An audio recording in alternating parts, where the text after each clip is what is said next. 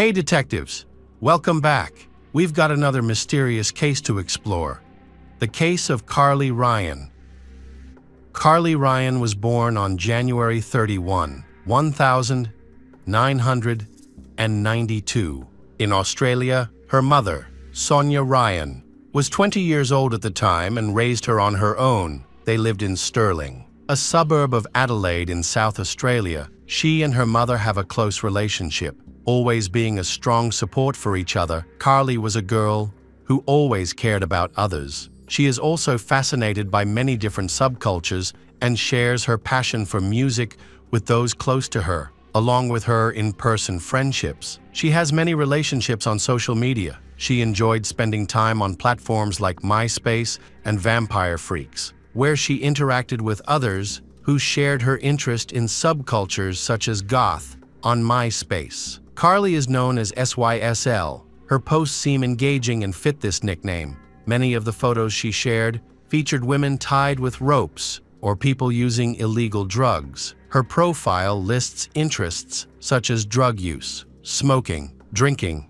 music, intimate relations, and attending concerts. However, most of these hobbies were exaggerated or entirely fabricated and didn't reflect her real life. At one point, Carly's friend Ashley introduced her to a young man named Brandon Kane. Brandon was born in the United States but lived in Victoria, Australia. He claims to be 20 years old and says his hobby is playing the guitar. Initially, he had been communicating with Ashley as he was romantically interested in her. Their conversations were mostly casual, though occasionally they touched on more personal topics. Ashley disliked these intimate discussions, which caused their communication to taper off. However, when she posted a photo of herself with Carly, he reached out again and asked for Carly's email address. Shortly after, he sent Carly his first message after a while of exchanging messages. Carly fell in love with her new acquaintance, Brandon. He matched her idea of the perfect guy. Their conversation quickly turned romantic. Moving from messages to phone calls, the two stayed in touch for over a year, and as time passed, their feelings for each other grew stronger. Carly became completely captivated by Brandon and believed he was the love of her life. She even told all her friends and her mother about him. However, her mother, Sonia, was cautious about this relationship, recognizing the potential risks of such communication. It's unclear whether Sonia knew his age, but she suspected that he might be completely different from the person he claimed to be. At times, Sonia monitored her daughter, especially when Carly was chatting with Brandon. She had previously accessed Carly's MySpace account. The conversations there did not arouse any suspicion, even quite innocent. However, what shocked her was the photos found there. Because they were very private in nature, Sonia quickly expressed her concerns to her daughter, Carly, but she dismissed them. Although she herself sometimes found Brandon's behavior strange, some of his actions really made her insecure. Any parent would be alarmed by a 20-year-old man communicating with a 14-year-old girl. Not only was there an age difference, the demands he made on Carly were even more unusual. For instance, one day, Brandon asked Carly to kiss her friend Ashley and record it on video. Carly agreed because she really liked Brandon. However, Ashley was more cautious and wondered if the video might end up on an untrustworthy website. Her concerns grew when Carly began communicating with a man named Shane, who claimed to be Brandon's adoptive father. Like Brandon, he also had a MySpace account. Shane described himself as an honest security guard and a former military officer. He also claimed to have worked as a bodyguard for Marilyn Manson. It seemed that he and Brandon shared not only an interest in music, but also in underage girls. He frequently called Carly on the phone, even when she was spending time with her friends, and asked them inappropriate questions. For instance, he would ask if they were bisexual or if they enjoyed kissing other girls. Ashley felt uncomfortable with Shane's behavior and eventually confided in Carly about it. However, she reacted negatively, leading to an argument between the two friends. Despite this, she was eager to meet Brandon in person. The meeting was arranged for January 26, 2007. However, at the last minute, he announced that he could not come and said that his father, Shane, would come to see her. She happily agreed to this. At this time, Shane has acted as a father figure in Carly's life. Her mother, Sonia, was initially hesitant about allowing a stranger into their home, but Carly was adamant. In January 2007, Shane, a man who appeared to be around 50 years old, arrived at their house. In a light blue car, he was dressed in a security guard's uniform and, for some reason, quickly managed to gain Sonia's trust. Not only does Sonia allow Shane into her home, she also allows Carly to go shopping with him on his trip to the mall. He bought Carly a lot of things. Most of the gifts seemed normal, but some raised suspicions. In total, he spent about $260, however. This generosity was a ploy, as he used the opportunity to secretly watch Carly undress while she tried on clothes during Carly's birthday party. She spent much of her time with her ex-boyfriends, which greatly upset Shane. He felt that she wasn't giving him enough attention. Later in the evening, he managed to gain Carly's favor and went for a walk with her and her friend, Rihanna. While walking, he tried to force two girls to kiss. Rihanna refused, which caused Carly to burst into tears and run back to the house. One night, when Carly was sleeping, something strange happened. Shane climbed into her bed and whispered that he loved her very much and that he wouldn't let anything harm her. The next morning, Ko recounted the entire event to her mother, Sonia, immediately. Her mother confronted Shane to clarify matters. Sonia asked her daughter whether he had touched her, and she answered yes. However, she did not want Brandon to know about this. She even asked her mother to speak with Shane and resolve the situation peacefully. However, Sonia was furious. She decided to cut all ties between Carly, Brandon, and Shane not long after. She sent Shane a letter demanding that he stop contacting her daughter and threatened to involve the police if he didn't comply.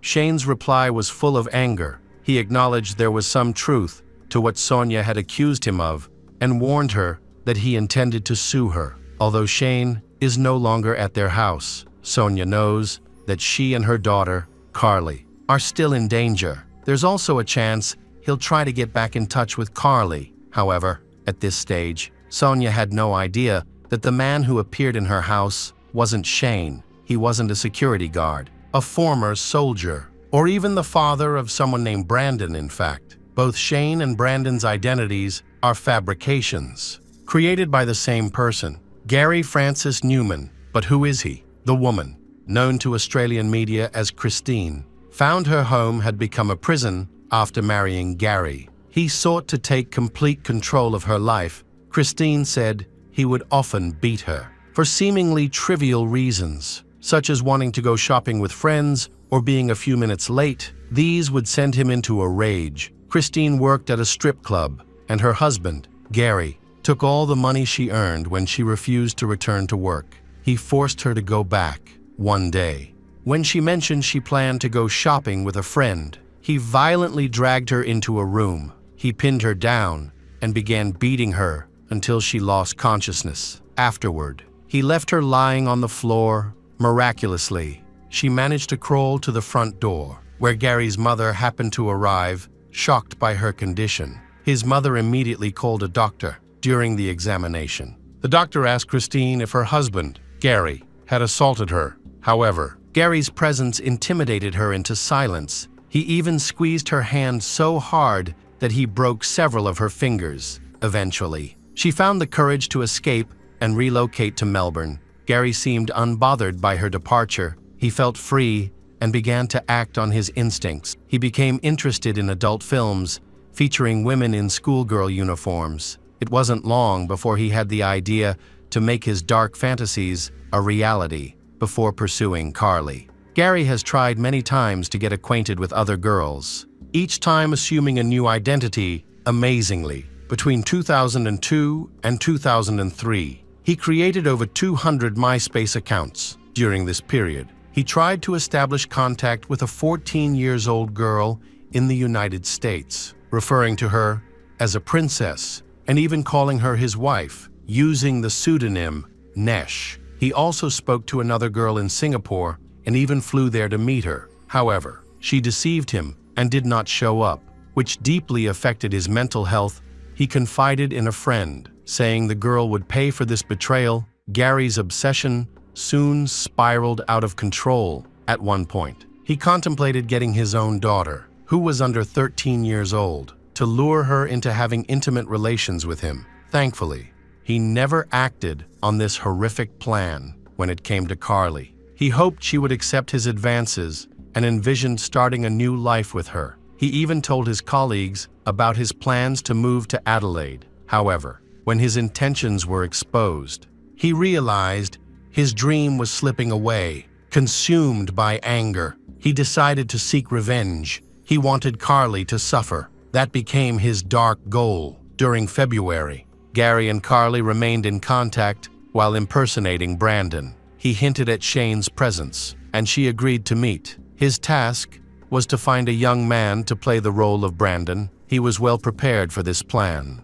As he had previously adopted a 17-year-old boy, this teenager was chosen to impersonate Brandon. That month, Gary and his adopted son traveled to Adelaide. Meanwhile, Carly lied to her mother, Sonia, claiming she would be spending the night at a friend's house. Perhaps feeling guilty about the lie, she hugged her mother several times before leaving and told her she loved her. She then exited the house through the back door. She was met on the street by a man she knew as Shane and the teenager pretending to be Brandon. They then visited Port Elliot, a well-known tourist destination in South Australia. They walked around the town and eventually stopped at a local bay, where Gary gave Carly illegal drugs. After 10 p.m., in a secluded area of the bay, taking advantage of Carly's unconscious state, he knocked her face down into the water and then attacked her. His adopted son assisted by holding Carly down. Then,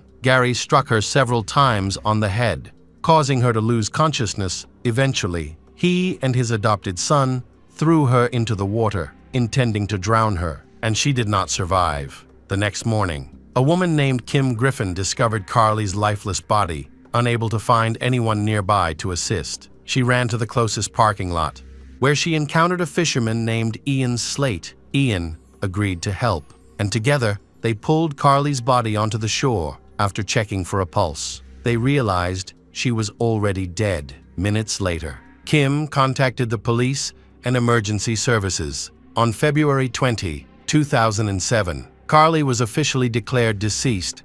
An autopsy later revealed that she had suffered at least 19 injuries, including head trauma. Additionally, her body had multiple cuts and scratches. Traces of cannabinoids were found in her blood. Experts determined that she had died shortly before Kim found her. Her mother, Sonia, was devastated by the tragedy. She struggled to understand how her daughter had ended up in such a remote location, far from home. CCTV footage from Port Elliot revealed that Carly was accompanied by two men. In one video, the three were seen near the Crown Hotel. In another, near a fast food restaurant. Investigators have spoken to several witnesses. One witness said, a man asked him where to buy drinks. He directed them toward the bay. A supermarket cashier, who sold the man cigarettes around 9 p.m., said he asked the same question. Witnesses described Carly as goth or emo. Several people interviewed mentioned seeing a light blue car with Victorian plates. The car was parked on a cliff, and on the control panel, there is something that looks like a security guard's card. Investigators reviewed Carly's last phone calls to identify who she had contacted before her death. One number was registered in Melbourne and the other in Adelaide. Despite efforts, the police were unable to identify the owners of these phone numbers. However, geolocation data provided crucial insights. Some calls were made from Euchreville, a suburb of Adelaide located just a few kilometers from Carly's home, where a trailer park housed people living in their vehicles. When investigators visited the area, the light blue car with Victorian plates was no longer there, however. Several residents confirmed seeing the car and the individuals inside it. CCTV footage helped identify the car and its number plate, which provided crucial information. Tracing the number plate led investigators to a house on the Mornington Peninsula, south of Melbourne. The house was owned by a 48-year-old man named Gary Francis Newman. The wanted car was parked in front of the house, making Gary the prime suspect in Carly's murder. When police entered the house, they found Gary sitting at a computer, chatting with a 14-year-old girl from Western Australia. He was once again pretending to be Brandon. It had been just 11 days since Carly's body was discovered in the bay, and he was already targeting another victim during a search of the house. Investigators uncovered numerous items linked to his criminal activities. Notebooks revealed details of 200 fake identities Gary used to communicate with underage girls. Evidence also indicated that he had been engaging in these predatory actions for a long time. One particularly chilling note read, "Rest in peace, Carly Ryan." Police also found sand from Port Elliot on Gary's shoes. Unfortunately, by the time of his arrest, he had already deleted many messages from his profile, and most of the messages between him and Carly were lost. However, recordings of phone calls with Carly were recovered from his computer, including conversations where he pretended to be Brandon. The last exchange between he and she took place shortly before her death, during which they arranged to meet on the 19th, when experts compared Gary's DNA to samples found on Carly's clothing. They determined that the samples matched. This proves that he had contact with her and was at the beach on the day of the murder, even though the evidence is very clear. He maintained his innocence. He tried to blame his adopted son. However, the boy gave a completely different account, accusing Gary of being responsible for everything. As a result, both were arrested. Their trial lasted nearly 3 years. Throughout the trial, Gary continued to deny his guilt, as he had been doing for months. He shifted the blame to his son, insulted him, and accused him of lying. He also claimed that the authorities and the media had conspired against him. While in prison, he wrote several letters to his relatives, asking them to help him and support his alibi. However, instead of helping him, his family reported his requests to the police until the trial ends. Carly's identity remains absolutely secret. The only publicly known details were about her personality. Initially, the media portrayed her as a troubled teenager, and it was reported that she had wanted a relationship with an older man. This information caused the case to receive nationwide attention. The first court hearing occurred on October 20, 2009, at the Supreme Court of South Australia. Just before the trial began, Justice Trish Kelly declared that evidence, such as conversations between Gary and other teenage girls, would not be admissible. She would only admit evidence that was directly relevant to Carly's case. The prosecution argued that Gary and his adopted son jointly managed the profiles of Brandon and Shane.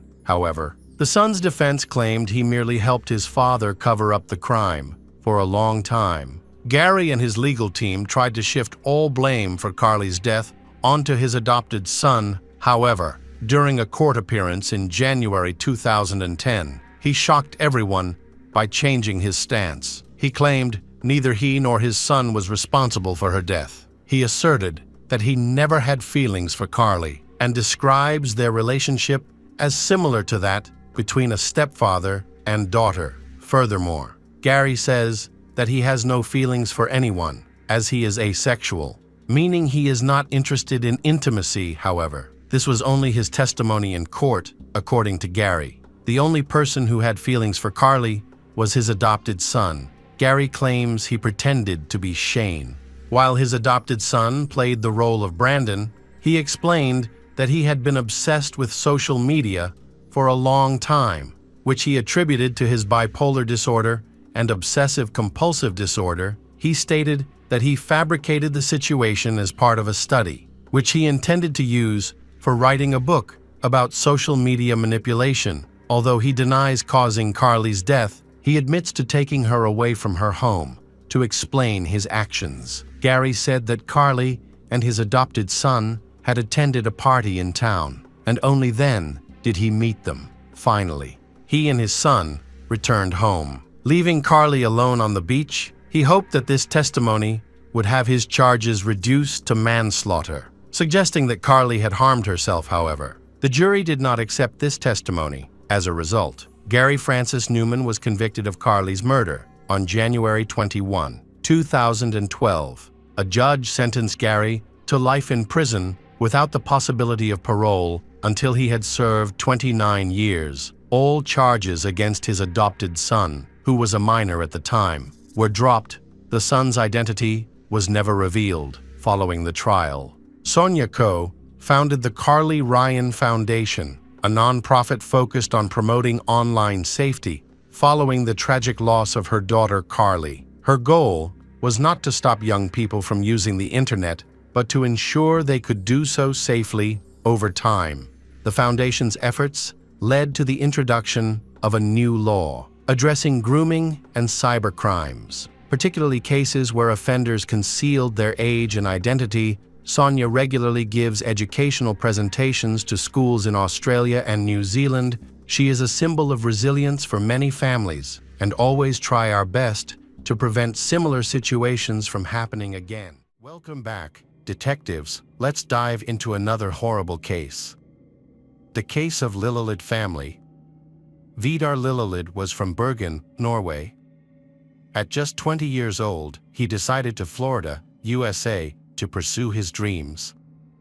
As the youngest of 4 children, he had always been a modest homebody, filled with positivity and aspirations of having a wife, children, and a bright future. In February 1989, Vidar married Delfina Zelaya, an American of Honduran descent, whom he met through their mutual involvement in Jehovah's Witnesses.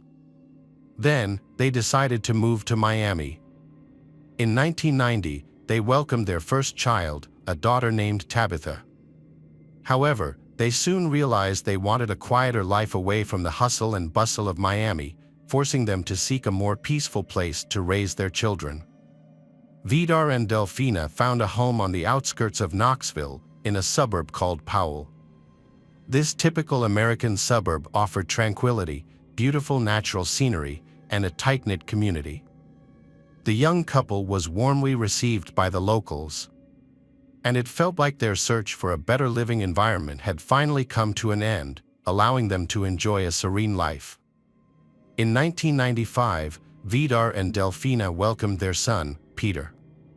As time passed, they decided to move to a larger home where each family member could have their own room. In 1996, they found the house that was built 50 years earlier, known for its remarkable architectural design, located in the suburbs. Upon moving in, the family quickly began planning for the future. Their first priority was to renovate the old house extensively and build several outbuildings. The couple eagerly started the renovations house, focusing on the guest house. Although the young family was not wealthy and chose the house for its affordability, they were aware of the significant work ahead and were motivated to tackle the difficulty together. Friends and relatives remembered Vidar and Delfina was enthusiastic people, attached to their faith, family, and aspirations. They worked diligently, with Delfina employed at a local restaurant and dedicating her free time to her family. The couple was very religious, and in April 1997, their local congregation organized a special event in a neighboring state for those interested in deepening their faith and learning effective practices. On April 6, 1997, the final day of the meetings, the congregation invited the family to dinner. However, Vidar and Delfina were want to get home because didn't have enough money for the meal. They had already spent most of their savings on the trip and new clothes for the convention. The young couple, along with their children, thanked the congregation for the invitation but chose to celebrate in a smaller setting instead. To commemorate the occasion, Vidar and Delfina planned a picnic on their way back to create a festive atmosphere for the children. They began their journey, but during the drive, their son, Peter, started experiencing a severe headache and complained to his parents. It was already 7:30 p.m., and darkness was approaching. Vidar decided to pull off the highway in Greene County, Tennessee. He parked at a rest stop and took a walk with his son to help him feel better. Meanwhile, Delfina and Tabitha went to the restroom, where they ran into some unfamiliar girls. As they waited at the restroom exit, Peter was already outside with his father, Vidar. After their short walk, the boy felt better, and they waited for Delphina and Tabitha to return so they could have a snack. At that moment, several people noticed them. In Knoxville, a small motel housed a group of young people from Kentucky who had moved into one of the rooms. The group consisted of 6 individuals: 18 years old Natasha Cornett, 17 years old Karen Howell, 20 years old Joseph Reisner, 14 years old Jason Bryant, 19 years old Edward Dean Mullins, and 18 years old Crystal Sturgill. Many of them faced legal issues, had abusive parents, and came from troubled family backgrounds, often dealing with domestic violence and academic struggles. These young people banded together to live and often lived together in a motel, often renting a room for a long period of time. On April 4th, they checked into a motel in Columbus, just days before the incident occurred in Tennessee. Their unusual and daring behavior quickly attracted the attention of the motel staff. They drew pentagrams and other symbols on the walls, feeling liberated and free from the supervision of older generations. This led them to disregard moral and social norms. Initially, their actions seemed to have a connection to occultism and self-harm. At night, candles flickered outside the motel windows. These young people used razors to cut their hands, which was both a protest against their difficult experiences and a silent plea for help that went unnoticed. This group was an attached relationship, with most having endured years of cruelty and oppression, ultimately leading to a series of the tragic incidents. The young people often acted inappropriately and caused big damage to the motel room. They broke furniture and painted on the walls, turning the room into a place resembling a drug den. Some of their actions appeared ritualistic, reflecting their inner turmoil. They actively took part in occult practices linked to Satan, but they sought to push the boundaries further. Psychiatrists who worked with these young people later realized that they were searching for their identity in life. Unfortunately, they had experienced years of abuse and cruelty, leading to a deep-seated resentment towards the world around them. In this environment, violence and bloodshed became common and a way for them to assert power among their peers. It's clear that their minds were not filled with good intentions or kindness. They formed a secretive community that was prepared for more than just drawing pentagrams. They were out for revenge. The most ruthless leader of this group was Natasha Cornett, who stated her intention to start Armageddon and insisted that nothing would stop them. They were resolute in their desire for revenge against the world. Before Natasha, there had been similar confessions, but they were largely overlooked. This lack of attention to her words likely contributed to her extreme actions. Natasha stated that she had been communicating with angels and demons since she was a child. From a young age, she referred to herself as the daughter of Satan and became obsessed with witchcraft, which worsened due to alcohol and drug abuse. In 7th grade, she developed an eating disorder that eventually resulted in her hospitalization in Lexington. Doctors diagnosed her with severe manic-depressive tendencies and a propensity for self-harm and harming others. At 14, she was admitted to a psychiatric hospital for troubled teenagers. The doctors worked hard to help her with her social and family issues, but unfortunately, their efforts did not yield the desired results. At 17, Natasha fell in love and married a man named Stephen Cornett. However, when Stephen realized that Natasha had serious emotional issues and posed a danger to herself and others, he decided to end their relationship.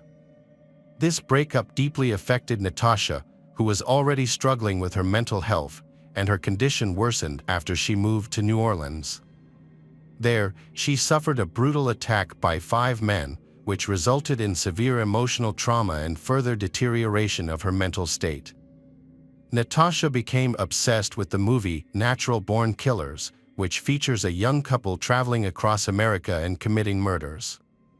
At one point, she threatened her mother with a knife and ran away from home. During this period, she was at her most unstable, posing a genuine threat to herself and those around her. She sought a way to bring her dark fantasies, inspired by the film, to life. After leaving home, Natasha met a group of people who shared the same difficulties as her. Among them was her best friend, Karen Howell, who was also interested in witchcraft. Karen came from a troubled family and had a history of substance abuse and alcohol problems. She often caused disruptions, both at home and elsewhere. During her school years, she witnessed her parents' tumultuous relationship, including violent arguments and physical abuse from her father. Like Natasha, Karen struggled with thoughts of self-harm and attempted to end one's own life 4 times. Karen's behavior was very unstable, making she could not integrate at school because she was often scolded and criticized by her teachers. She changed schools 4 times and eventually ended up being homeschooled. However, being at home with toxic parents only made her situation worse. During this time, she began holding spiritual sessions in an attempt to communicate with demonic beings, which was made worse by regular substance use. Karen became a passenger in a car that was transporting weapons for a gang.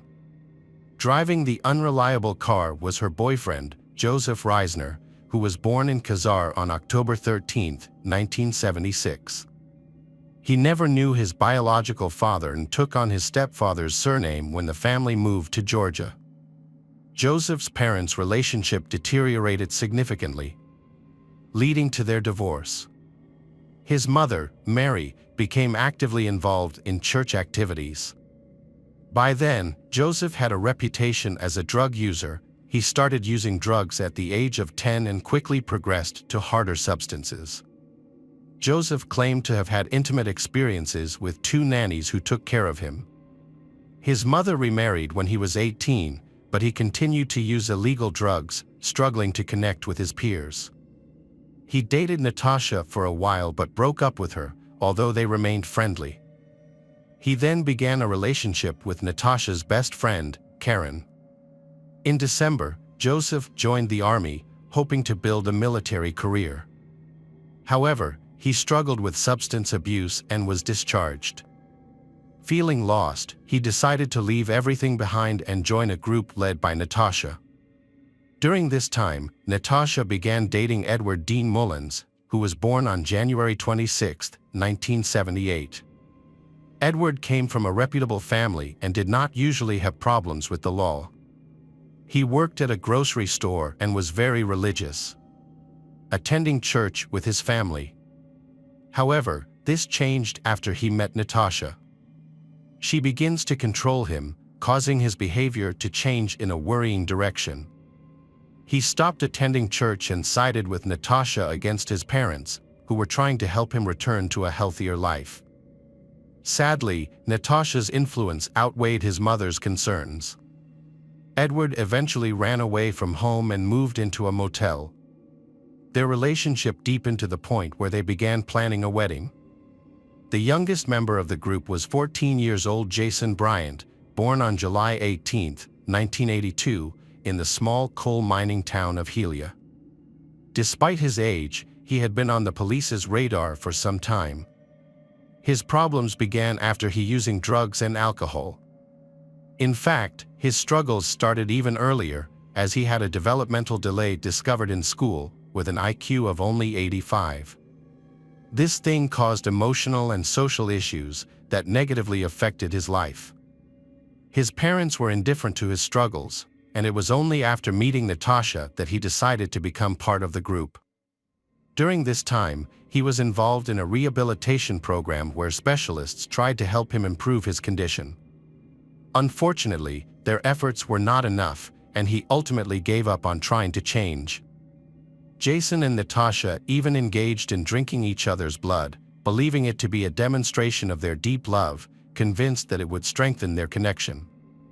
On March 13, 1979, in the city of Harold, there was a girl named Crystal Sturgill who excelled in her studies. However, her life changed when she began using substances during high school. Crystal started smoking in the locker room, which frustrated her teachers. More serious issues emerged in December 1996 when Crystal entered adolescence. She began arguing frequently with her parents and isolated herself at home, which eventually led to her filing a police report. Crystal accused her father of long-term abuse and rape. She claimed that this abuse only ceased after she began dating. Her father denied the allegations, calling her a liar. Following a trial, Crystal was placed under the care of social services. Over time, she lived with 13 different foster families before meeting Natasha and joining her group.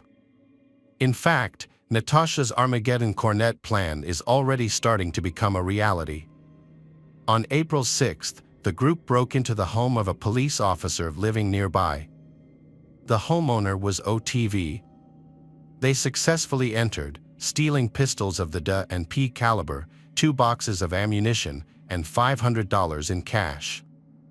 This marked the beginning of their plot for the apocalypse becoming a reality. Afterward, they returned to Nashville to commence their violent rampage.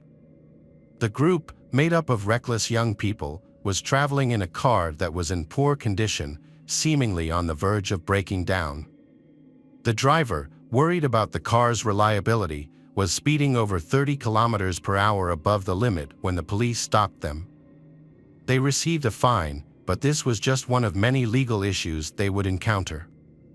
Ultimately, the 6 Satanists, including Natasha, Edward, Joseph, Jason, Karen, Crystal, armed and prepared, safely reached their destination. They understood that they needed a reliable car to execute their plans. A key task for them was to find an appropriate vehicle, which they planned to steal. They had to move fast before their Chevrolet completely failed.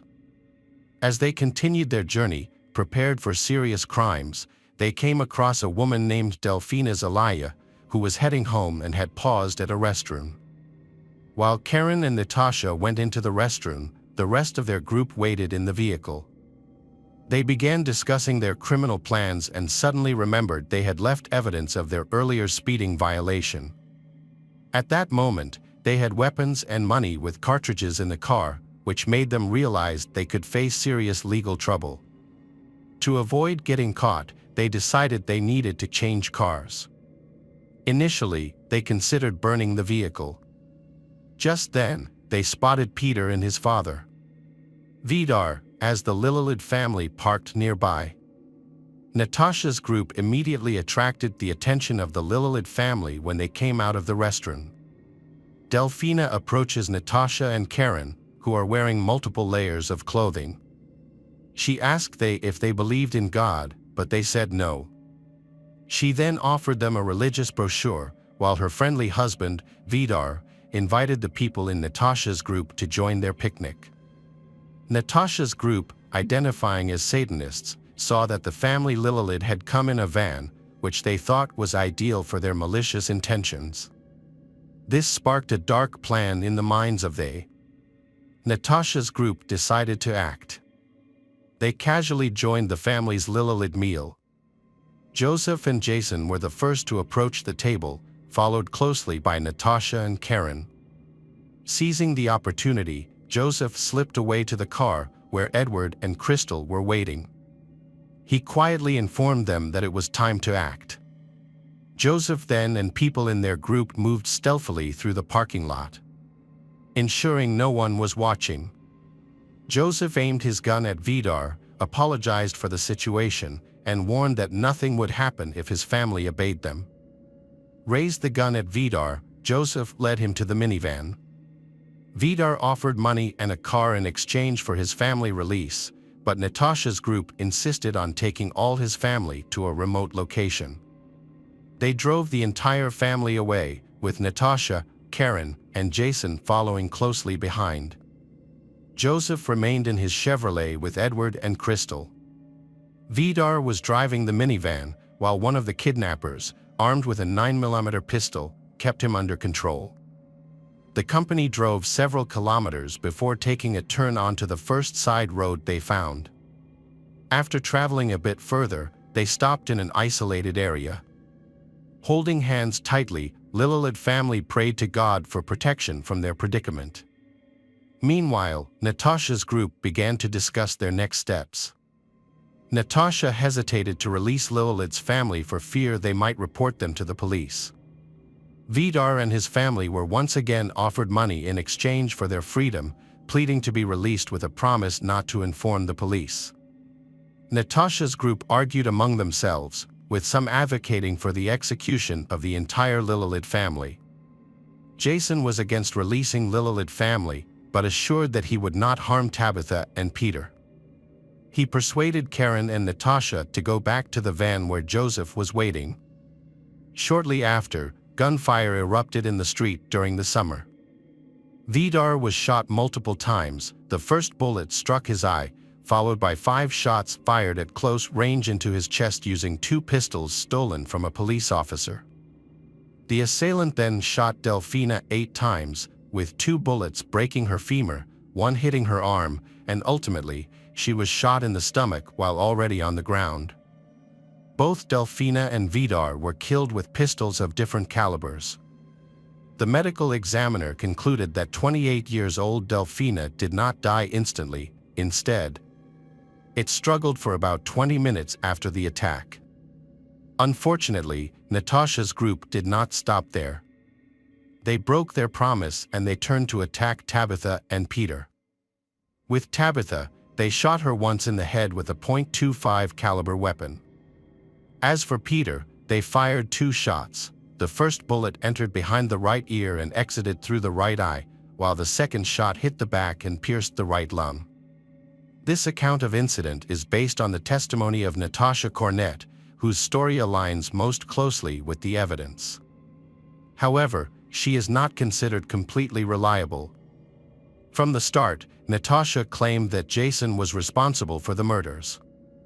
In contrast, Jason defended himself by stating that he could not commit such acts of cruelty and pointed to Joseph as the actual killer.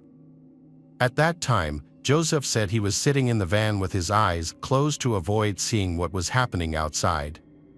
He alleged that all the criminals, including Natasha, Edward, Jason, Karen, and Crystal, were involved in the massacre, but Jason was identified as the scapegoat because he was a minor and could not be tried as an adult. Such a terrible crime could lead to the death penalty. The criminals were caught fairly quickly. A construction worker at a nearby site, who had spent the night in the building, heard gunshots. At first, he thought they were just hunters and ignored them. However, after a disturbing silence, he heard loud laughter, which made him uneasy. He described the laughter as sending shivers down his spine, followed by more gunfire. This combination of frightening sounds raised his suspicions, leading him to call the police. At the crime scene, the police encountered a shocking sight. 4 bodies were piled in a ditch. As officers got closer, they found Delfina in pain, but she died shortly after their arrival. Vidar was already dead, and Tabitha was lying face down on him. Despite her severe gunshot wound, Tabitha was still breathing. When a police officer approached, he found Peter lying there. The boy cried, and the officer stayed with him while immediately calling for medics. The officer comforted Peter by holding his hand until the ambulance came. Tabitha and Peter were then airlifted to a regional hospital where they fought for their lives with the help of doctors. Sadly, 6-year-old Tabitha did not survive. Nearby, an abandoned blue Chevrolet still faintly illuminated the darkness with its headlights. Tire tracks belonging to a family van were also discovered at the scene. A plan was devised to track down the criminals, leading to the blockage of all nearby roads. Police stopped vehicles, focusing on a Chevrolet abandoned by the miners known at the scene of a massacre. Although the car's identification number was found, it had been removed and discarded about a kilometer from the site. The police then contacted Joseph's mother, who had reported him missing 2 days before the incident. She also mentioned Natasha, whom Joseph intended to elope with to Mexico. Their vehicle was detained at the Mexican border, where they had no identification documents. On April 8, around 5 p.m., they arrived at the U.S. border and their car was checked against a database. It was discovered that the van was stolen and that the individuals might be involved in a triple murder. As a result, the group comprised of Natasha Cornett, Edward Dean Mullins, and Crystal Sturgill was arrested. After being detained, they quickly confessed to stealing the car and admitted to their involvement in the murders. They started telling a ridiculous story claiming that the Lillelid family died in an accident, saying they had been run over by a minivan during a U-turn. However, the police were aware that the Lillelid family had actually been shot, with gunshot wounds on their arms and legs. There were many conflicting accounts about how these injuries occurred. The judge received multiple requests from the defense to hold separate hearings for each defendant. The lawyers also asked for individual hearings. But all these requests were denied. For older defendants, including Natasha, Edward, Crystal, Joseph, faced the possibility of the death penalty, while Karen and Jason could receive life sentences without the chance of parole. The local community rallied together, demanding the death penalty for these violent criminals. Each hearing attracted a crowd outside the court, chanting for justice. During the interrogations, each person in Natasha's group attempted to blame one another for the crime. Most of them pointed fingers at Jason, citing his young age as a reason for their accusations. However, their accounts were all inconsistent, making it difficult to establish a clear timeline of incident or determine who actually shot Lillelid family. This uncertainty has led to ongoing debates, but the judge concluded that each member of the group contributed to the circumstances that resulted in the family's shooting. While not everyone pulled the trigger, all were present during the kidnapping and murder and did nothing to intervene. Despite having the chance to help, but none of them tried to save the Lillelid family, resulting in their shared guilt. The hearings commenced in March 1998. By this time, all 6 individuals had, including Natasha, Edward, Crystal, Joseph, Jason, Karen, on their lawyer's advice, pleaded guilty as part of a plea deal with the prosecution. This agreement secured them life sentences without the possibility of parole and allowed them to avoid the death penalty. However, many local residents opposed this thing, calling for the execution of the underage offenders. The 6 individuals are still seeking to have their cases reviewed, arguing that they were too young to fully understand their actions and that they were unable to resist the influence of the others. They continue to deny their involvement and shift blame among themselves. The first person to appeal was the group leader, Natasha, who, along with the others, was denied in 2017. Karen submitted a letter claiming her innocence, stating that she did not participate in the shooting of the Lillelid family and did not deserve life imprisonment alongside the actual murderers. She also addressed rumors that their group was a cult and that they arranged the bodies in a cross shape, asserting that these accusations were false and that they were merely a group of troubled teenagers. However, Karen's appeal was also denied because it was impossible to ascertain the level of involvement of each group member in the crime. 2 years old, Peter was the only survivor from Lillelid's family. The boy underwent a long recovery process, both mentally and physically, and now wears an eye prosthesis. Later, a custody battle ensued between the Vidar and Delfina families for Peter's care. In the end, he moved to Sweden to live with his aunt. Although he never completely overcame the trauma, he returned to the US as an adult, where he started a family and built a career. Welcome back, detectives. Let's dive into another horrible case. The case of Jean Domenico. Jeanine Domenico was born on August 29, 1959, in Massachusetts, USA. After graduating from college in 1987, she moved to Shore, New Hampshire, where she married Anthony Kaczynski and started a family. They had 2 children, a daughter named Nicole and a son named Charlie, born 2 years apart. Unfortunately, after Charlie's birth, Jean's marriage began to deteriorate. Anthony became aggressive and abusive, which ultimately led to their divorce. After the divorce, Jean worked hard with Nicole, who had a developmental delay.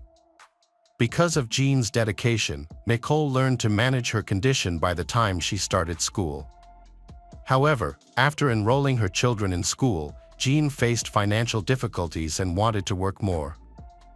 Fortunately, a neighbor helped care for the children. Despite her busy schedule, Jean prioritized her children and spent all her free time with them. When the children turned 14 and 12, Jean began working at an insurance agency about 20 minutes from home. With her heavy workload, she could no longer pick them up from school, but the teenagers were able to get home on their own, which helped them become more independent. In 2000, while working at an insurance company, Jean met Chris McVan.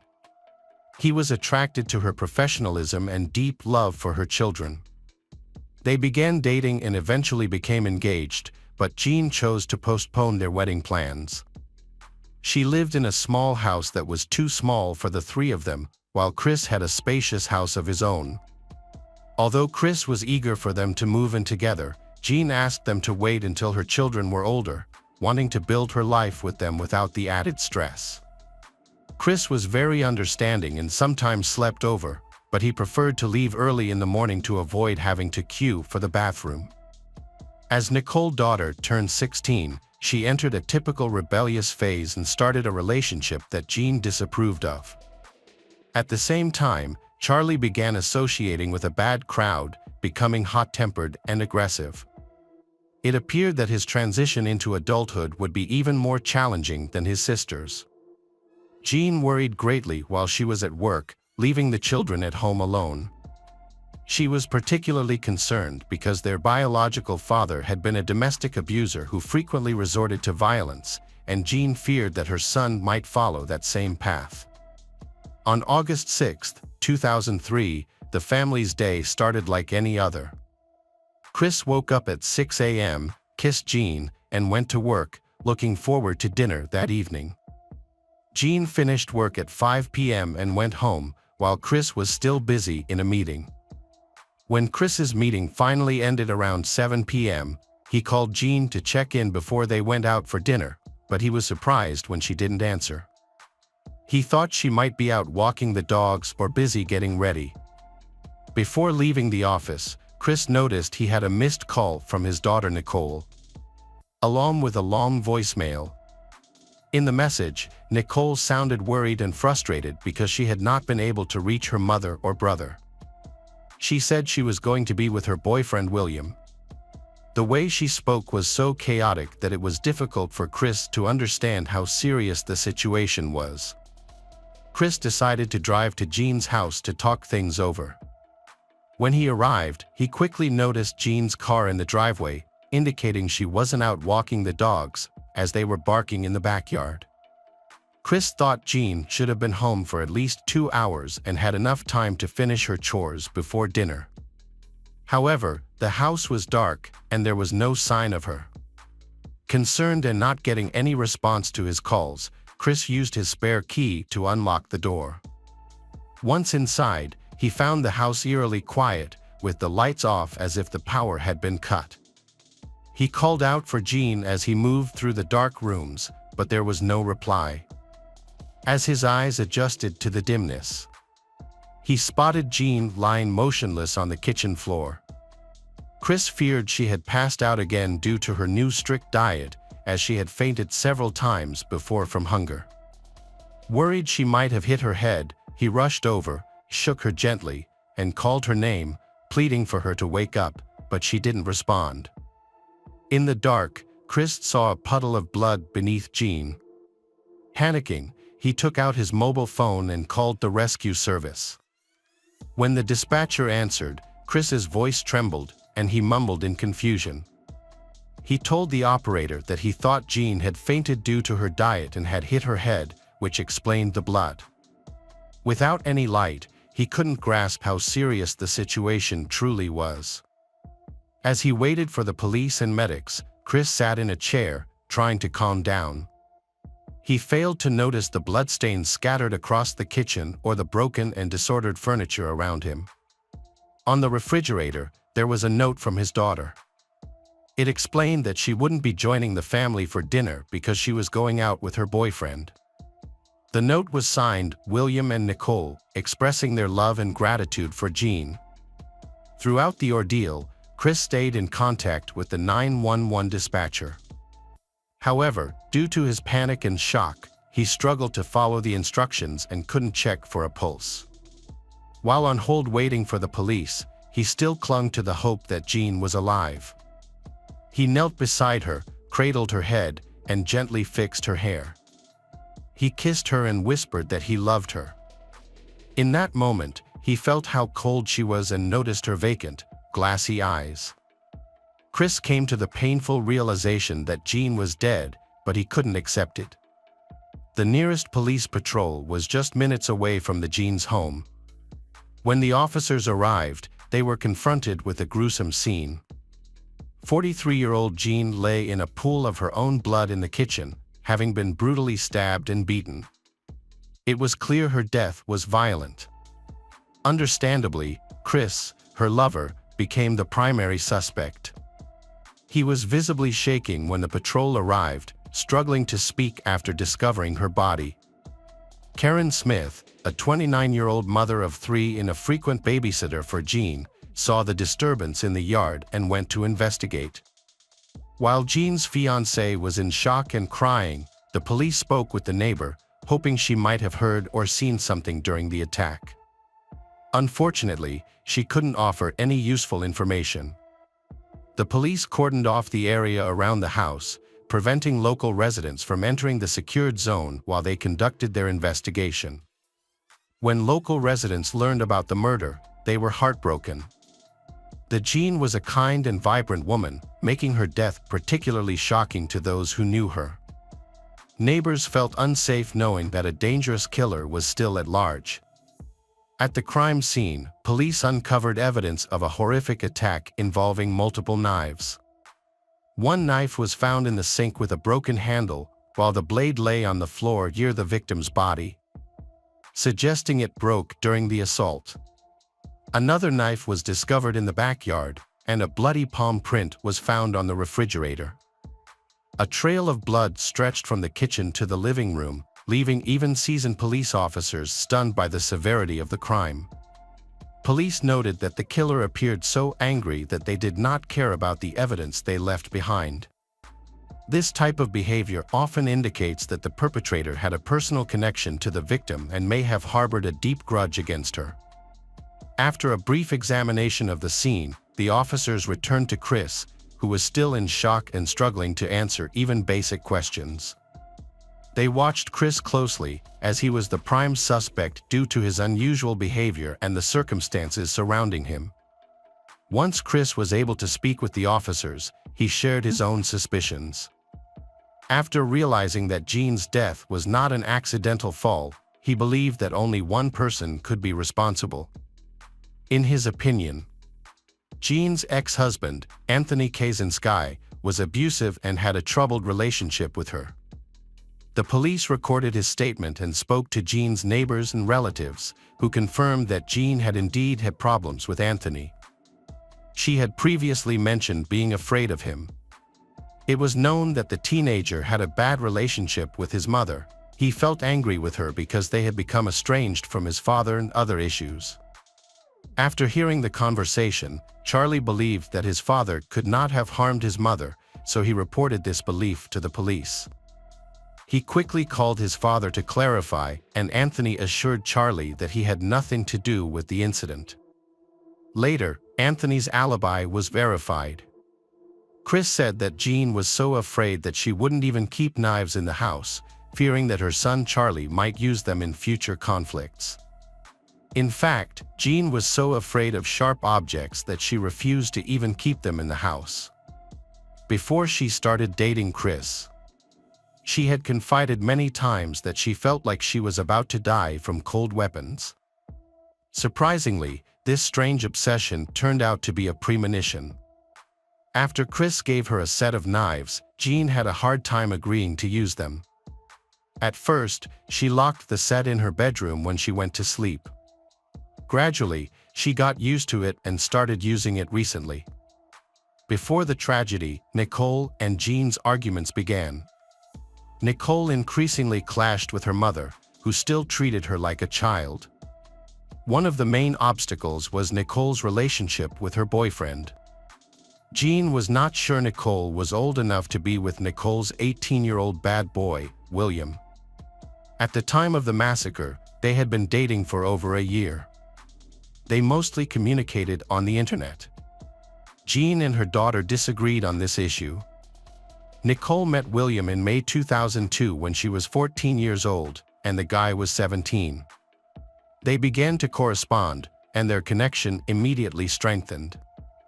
Despite the fact that the young man lived in Connecticut with his mother, the couple seriously intended to date and develop a relationship. The young man was born prematurely in 1985 into a dysfunctional family. Once, when he was still very young, his father quarreled with his wife and struck her hard in the face. Life in a cruel and indifferent family had a negative impact on the William. From a young age, he displayed aggressive behavior, frequently breaking things and often hurting his sisters. During this time, his father's inappropriate actions forced their mother, with 5 children to care for, to seek refuge in a motel. One tragic day, the family's house caught fire, and he watched helplessly as their belongings were consumed. He feared that his father was trapped inside. The sound of fire truck sirens haunted him for many years. His mother observed that after the fire, he changed significantly. William began to frequently discuss death, exaggerate his childhood experiences, and express a wish to die to her. As he grew older, William began to exhibit cruelty and aggression, often directed at strangers. When he was 8 years old, he experienced a devastating loss when 2 of his best friends died in a car accident. This trauma deeply affected him, leading to the development of psychological disorders that resulted in his admission to a psychiatric hospital for 30 days. During his treatment, he struggled with anger towards his mother, which he expressed during phone calls. While at the psychiatric clinic, William was prescribed medication to help manage his aggression, but this had a negative impact on him. He became reliant on these drugs to control his behavior. His mother believed that repeated hospital stays were the only solution to his mental health issues. However, doctors were unable to provide a clear diagnosis, rendering their efforts largely ineffective. Starting at the age of 9, William's problems intensified. In 1994, he attacked one of his sisters with a baseball bat and damaged various items in the house. This led to another hospitalization, and similar incidents occurred 2 more times. Throughout these admissions, doctors tried to understand what disorders he was facing. Another significant episode happened when he was 13, during which he frequently ran away from school and initiated fights. The longest duration he spent in a psychiatric clinic was an entire year. After that, William continued to attack his sisters and mother, often using his favorite weapon, a baseball bat. Following a lengthy treatment at the clinic, he was prescribed a new medication aimed at stabilizing patients with schizophrenia. From that point on, William's behavior became noticeably more manageable, bringing relief to his mother and sisters. However, in 2001, about a year before he met Nicole online, he had another outburst of anger. He threatened to harm himself, prompting his mother to call the police. He was admitted to a psychiatric hospital again, where he stayed for about a month. When William started dating, he and his girlfriend began to communicate regularly through the internet and phone calls. This long-distance relationship turned out to be quite expensive, with Jean quickly noticing the high costs. Their frequent calls resulted in bills of $500 and even $1,000. The age difference in William's behavior became major concerns for Jean, who was already worried about the relationship. Jean was concerned about her daughter's future and the potential risks of her relationship with an older man. Meanwhile, William was charming Nicole with compliments and showing sensitivity, which easily swayed the inexperienced schoolgirl. Jean suspected that William was intentionally trying to make Nicole fall in love with him in order to push for a more intimate relationship. Jean recognized that this kind of behavior often comes from manipulators, and she feared her daughter might become a victim of someone like him from the internet. As a result, she tried to slow down the progression of their relationship. When Jean began to receive large phone bills, she banned Nicole from using the phone. This decision upset Nicole and led to an argument. In response, William wrote to Jean, expressing his admiration for her and thanking her for raising such a wonderful daughter. He asked her permission to continue seeing Nicole, saying that he was serious about their relationship. They had plans to move in together and start a family, and they both wanted to find jobs. However, instead of feeling happy about this, Jean was filled with fear. She felt that William was dangerous. Nicole convinced her mother to take her to Connecticut to meet William in person. Her mother saw this as an opportunity to end their relationship, believing that seeing the bad guy in person would turn Nicole off. She planned an 8-hour trip with Nicole. Unfortunately, her plan backfired. After the meeting, Nicole fell even more in love with William and ignored her mother's warnings about him. Nicole cried for 2 hours on the way home over the breakup, leaving Jean shocked at her daughter's immaturity. Nicole pleaded to transfer to a school in Connecticut so she could be near William. But Jean made it clear that until Nicole turned 18, she would live with her mother and younger brother. This became a source of tension in their relationship for the next 15 months. William got a job at McDonald's, helping his family financially while also trying to win over Nicole's mother. Meanwhile, Nicole struggled to live with her mother and brother, away from her boyfriend. Nicole and William both write letters to Jean, but their attempts seem childish and unconvincing. Jean remains adamant that Nicole must stay with her until she is an adult. William got his driver's license and saved enough money to buy a car, which made him excited to visit Nicole. In August 2003, he fulfilled his dream and went to see her. Nicole's mother hesitantly allowed him to stay for just a week so they could spend time together. Because Jean worked long hours, she let William stay at her home when she wasn't there. Their neighbor, Karen, occasionally checked on them throughout the day, claiming she was protecting them from getting too close. This, of course, was naive. One day, Nicole asked Karen to buy a pregnancy test, revealing that she and William had grown intimate. Karen was shocked and intended to tell Jean about it, but she never got the chance. Tragically, Jean was found dead in her home. The forensic expert concluded that she had been brutally beaten with a baseball bat. The evidence, including her injuries and the disarray in the house, indicated a prolonged struggle. In addition to numerous blunt object injuries, 53 stab wounds were found on Jean's body, especially on her arms, suggesting that these were defensive wounds during an attack. The most severely injured areas of the Jean were her head, face, neck, and upper chest. The attacker intended to kill her. Forensic analysis revealed 28 stab wounds concentrated in the neck, face, and upper body, indicating the seriousness of the injuries. The forensic expert noted that the Jean suffered for a prolonged period. Despite multiple injuries, only one stab wound to her arm struck a vital area, rendering her unable to move or call for help. This ultimately led to her losing consciousness and dying during the assault. The attacker also punctured her lung, causing her to suffocate as it filled with blood. When Chris learned of the severity of the attack, he was devastated. At that point, he regained consciousness and was willing to cooperate with the police. He provided a DNA sample. Chris went on to blame Jean's ex-husband, Anthony, for the attack, saying that Jean had expressed fear of Anthony, claiming that he had threatened to kill her. In the evening, Nicole and William returned to the house but were stopped by the police cordon and not allowed onto the property. The officers were initially unsure of their identities. Once they recognized the young couple, The police detained them and took them to the station for questioning. William appeared very anxious and restless, explaining that his anxiety stemmed from mental health issues. His mood fluctuated rapidly. At times he was friendly and willing to talk, while at other moments he became aggressive and withdrawn. This erratic behavior raised the officers' suspicions.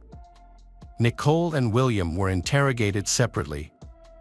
William stated that he last contacted Jean around 2 p.m. He mentioned that they had walked together in the supermarket and planned a family dinner with Jean and Chris that evening before he was supposed to return to Connecticut. He claimed he knew nothing about the attack.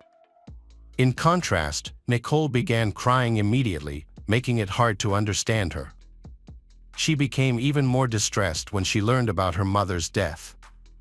After a while, she calmed down enough to explain that they had spent the day in the supermarket. However, her account had significant inconsistencies compared to William's, which led police to suspect that he was not being truthful. As a result, they requested DNA samples for analysis. The main issue was Nicole's story about buying a shirt that William claimed to have worn all day, but it was missing when he was arrested. He also couldn't explain the whereabouts of the new shirt, which raised suspicions. This was odd, unless he got rid of it because it was stained with blood. When the police noticed this detail, William became visibly more nervous as they asked him probing questions. Eventually, he grew aggressive and refused to talk, citing his mental health problems. The police then asked when he last took his medication. At first, he said he hadn't taken his last dose due to being held and questioned, but later he changed his story and admitted he had not taken his pills for several days. The young couple seemed to be hiding something and began to feel pressured. Nicole tearfully shares her problems with her mother, while William confesses that he has many burdens on his conscience that he feels he cannot reveal. They reveal that William has been planning to take Nicole with him when he leaves home, a plan that Jean is strongly against. William constantly pressures Nicole. This manipulation makes her feel responsible for their troubles, and she often blames her mother for forbidding them.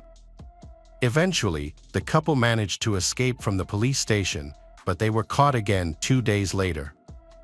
This time, Nicole and William confessed to killing Jean and were questioned separately. At first, William joked about her death, but it quickly became clear he was serious. He suggested they mix prescription drugs into Jean's morning coffee, thinking she would either overdose or fall asleep while driving, leading to a fatal accident. Unfortunately for them, their plan did not succeed. William came up with a new plan. He decided to add bleach to the cream that Jean used in her coffee. However, Jean noticed the strong smell and refused to drink it, which led them to think of more extreme measures. They considered setting Jean on fire in a car, but William's childhood fear of flames made that plan unfeasible. They then thought about blowing up the house with her inside, but that plan also didn't work out. Ultimately, William chose to confront Jean with a baseball bat, a weapon he had favored since he was a child. Initially, Nicole opposed this violent idea, but after some consideration, she changed her mind and agreed. On the day of the attack, William waited at home with the electricity turned off. Meanwhile, Nicole stayed in a car parked at a nearby store, making sure Chris wouldn't come back.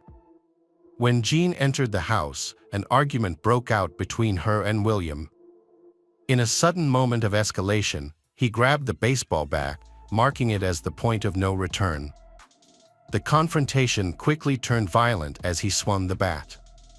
Despite Jean's efforts to defend herself, he continued to strike her.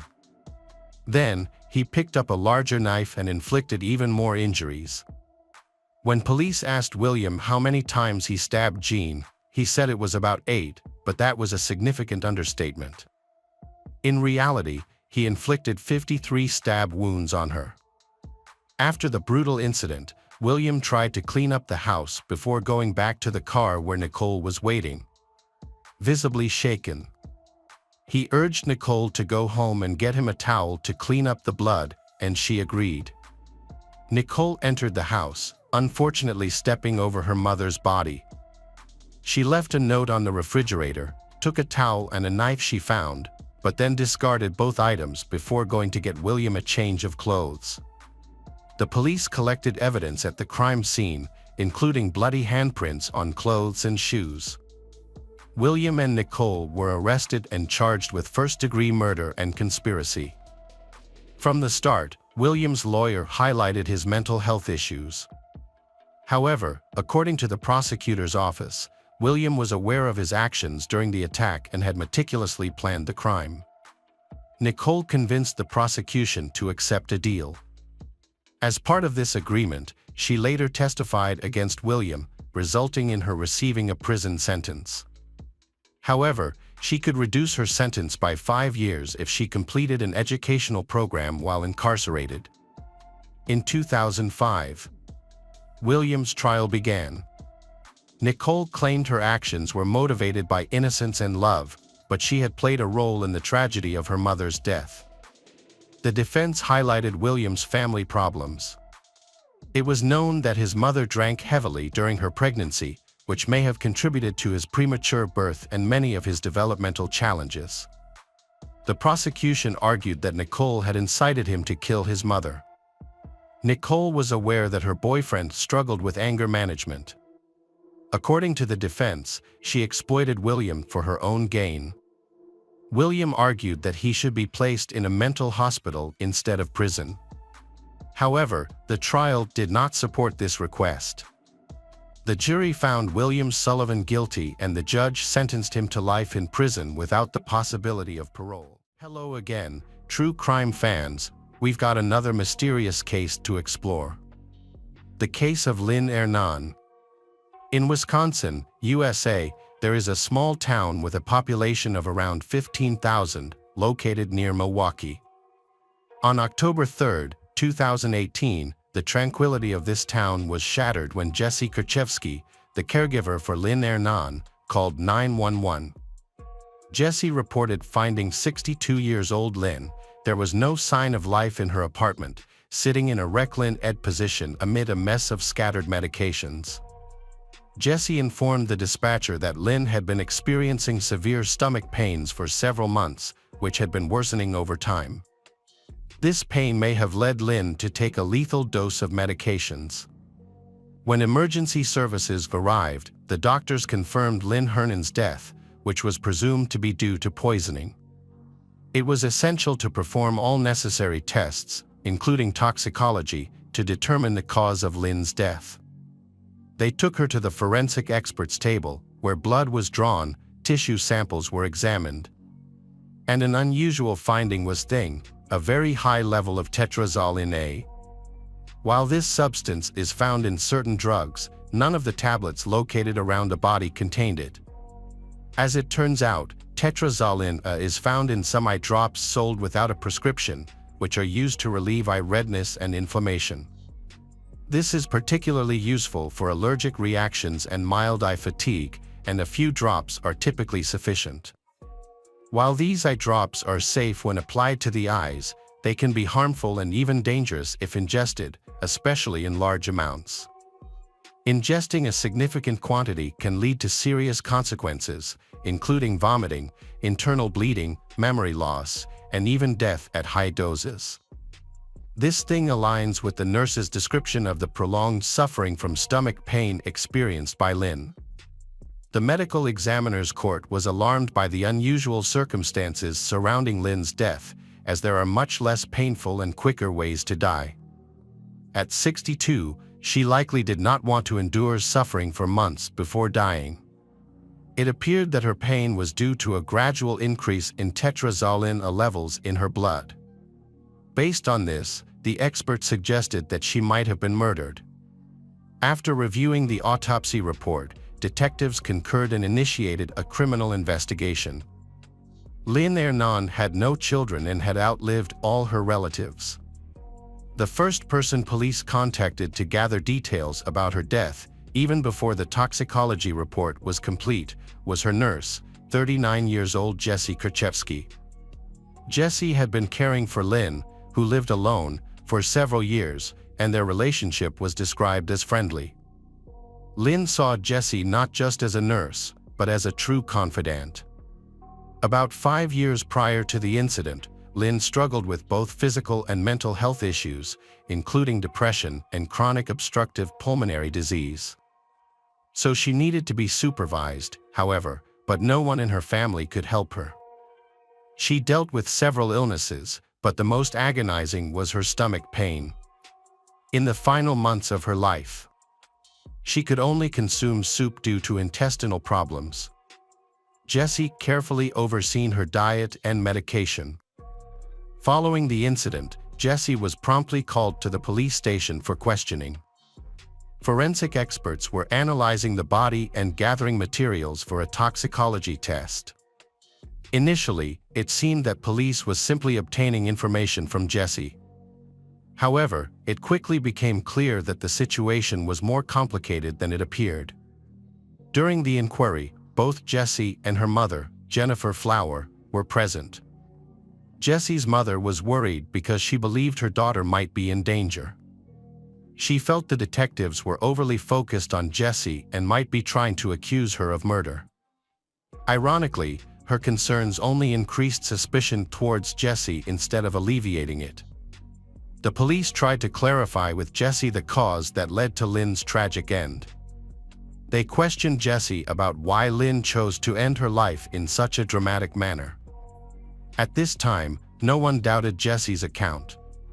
She genuinely believed Lynn had died by taking a lethal dose of drugs voluntarily. However, Jesse's behavior has made the police suspicious. Detectives were trying to determine if there were any underlying factors related to Lynn's death, such as a depressive state. They wondered if she had previously attempted to end her life and what could have caused the severe stomach pains she experienced. However, Jesse was unable to provide any answers.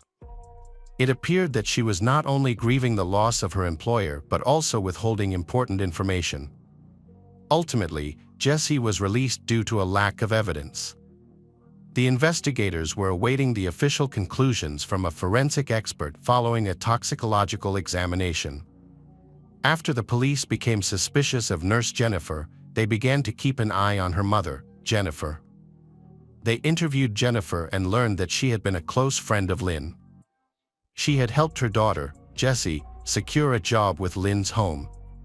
Together, they provided care for Lynn, assisted Lynn in DA with age-related issues, care, and providing everything else needed.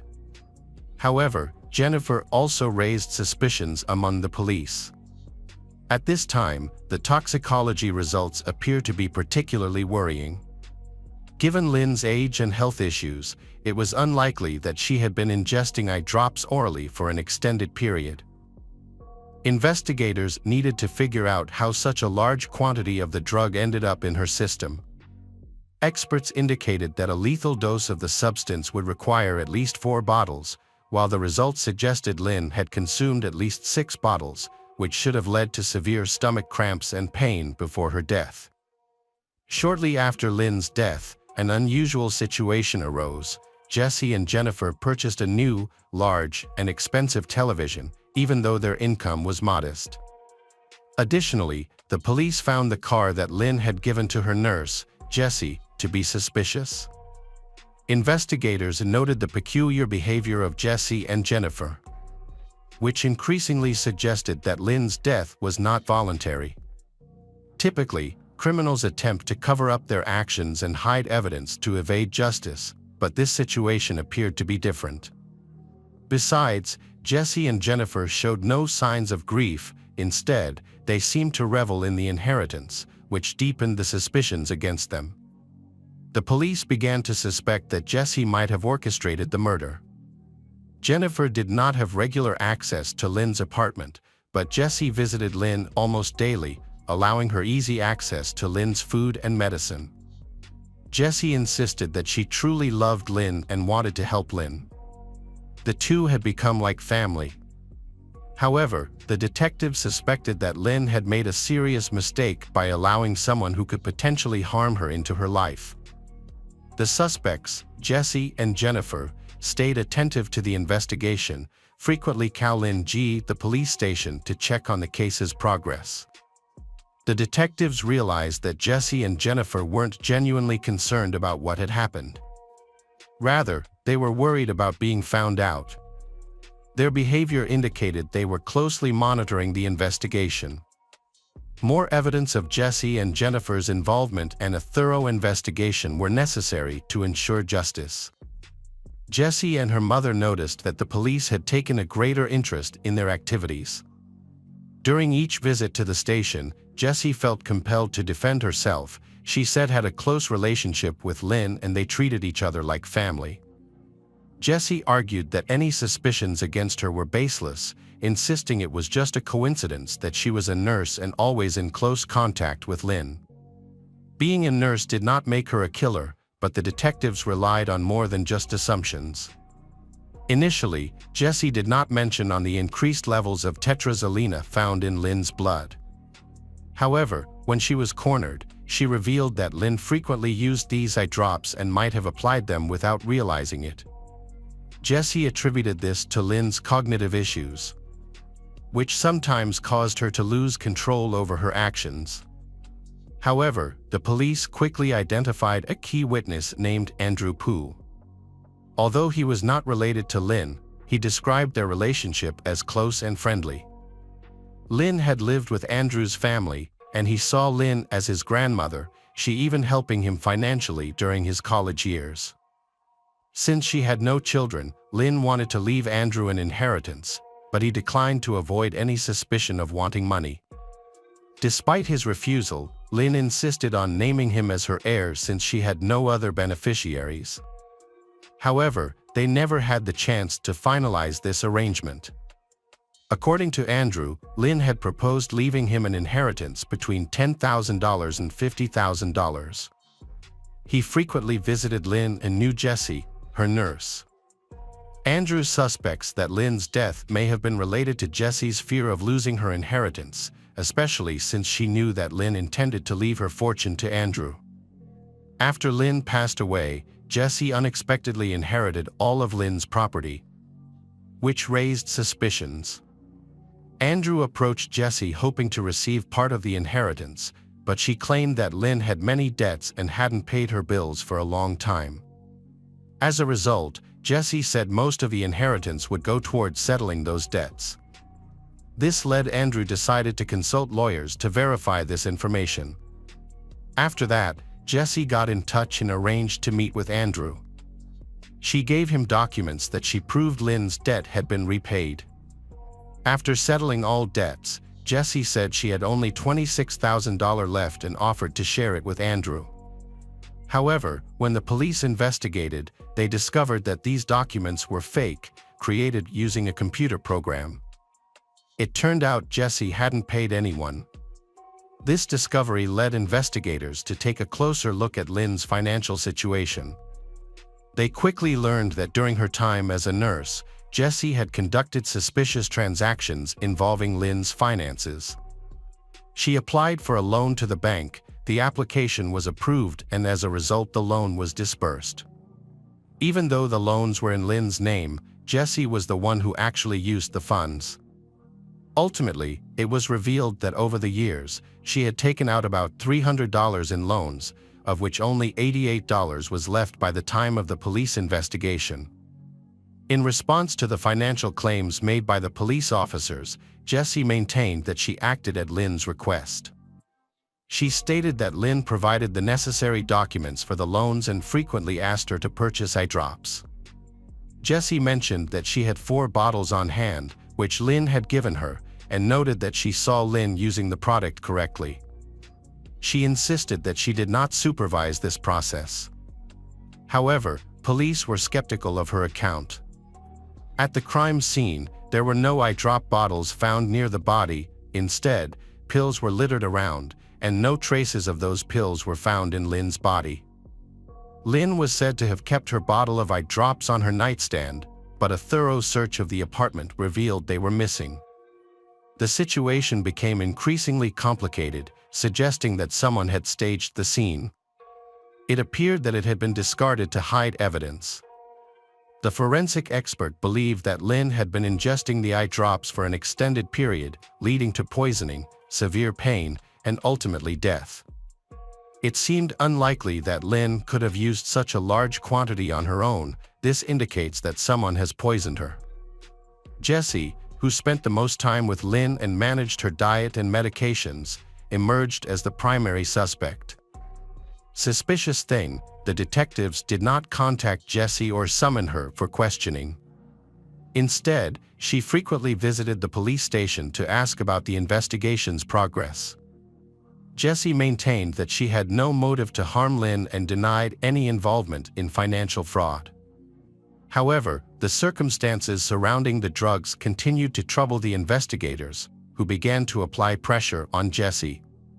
She shared bizarre stories about how Lynn supposedly enjoyed mixing vodka with eye drops, claiming this gave Lynn extra enjoyment from the drink.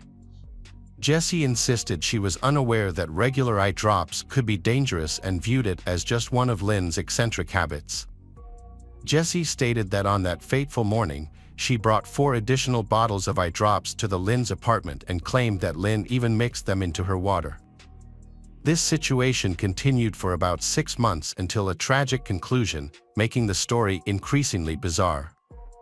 Despite the circumstantial evidence gathered by investigators, detectives believed Jessie was fabricating excuses.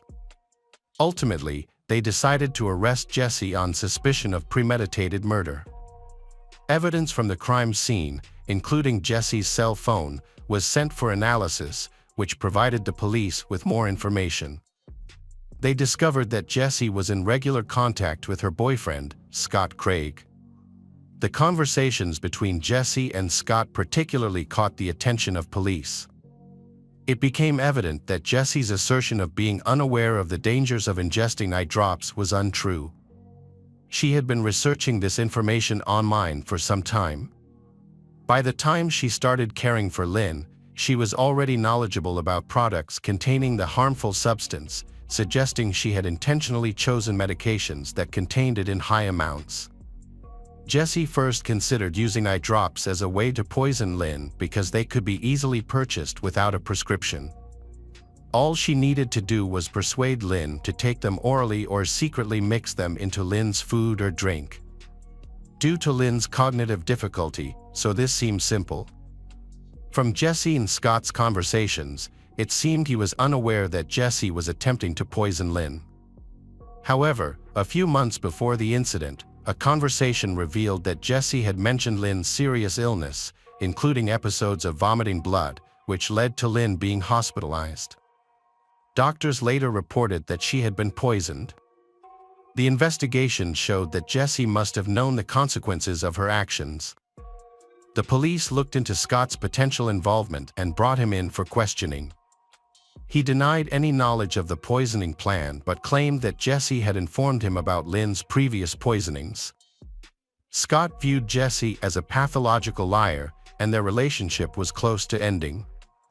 He thought Jessie fabricated the poisoning story to gain his sympathy and reconcile with him.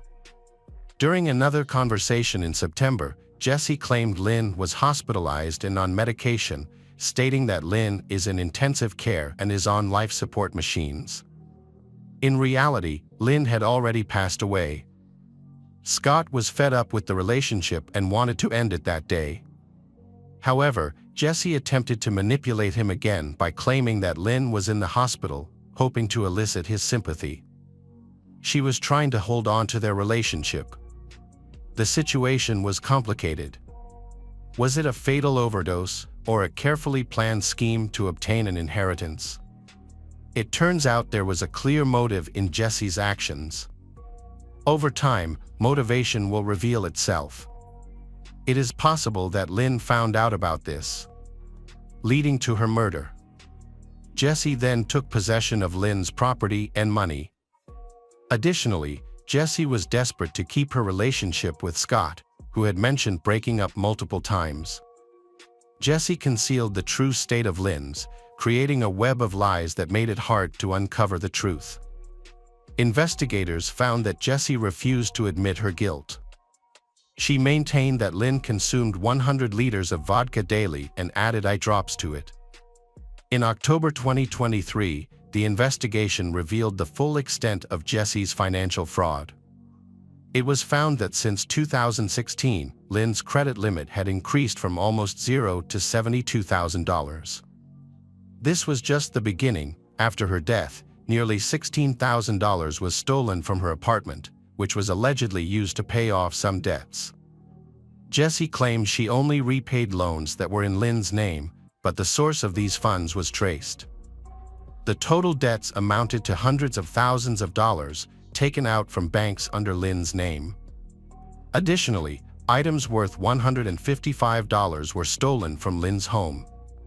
Initially, these items were reported missing, but it was later discovered that Jesse started receiving money in her accounts shortly thereafter, likely from the sale of Lynn's possessions.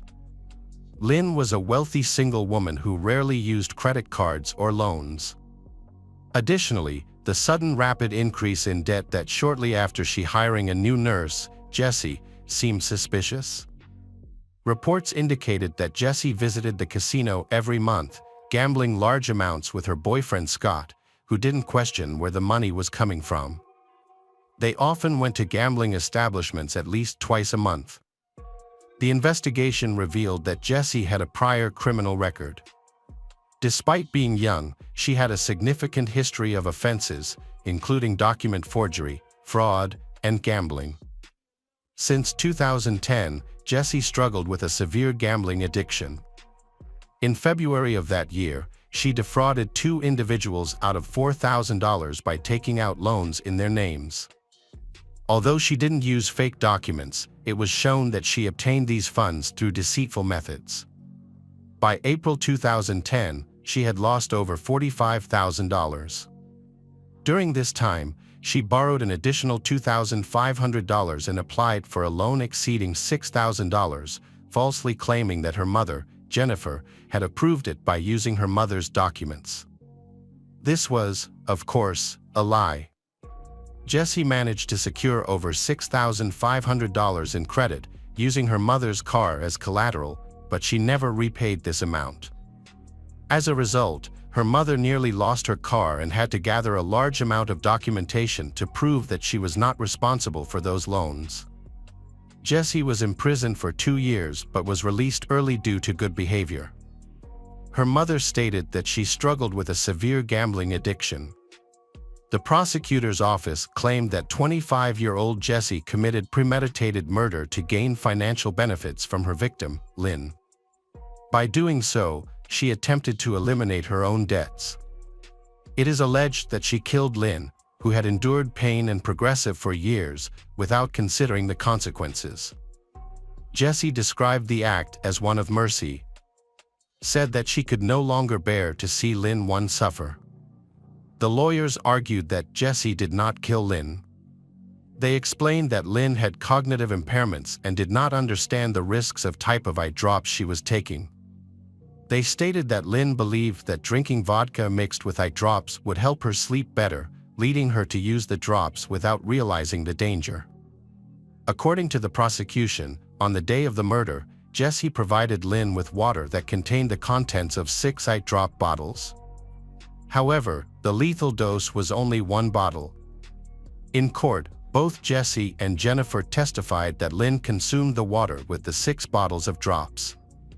Initially, Jesse, who was a nurse, advised Lynn against using the drops, but after a lengthy argument, Jesse eventually relented, unaware of the severe outcomes that could result.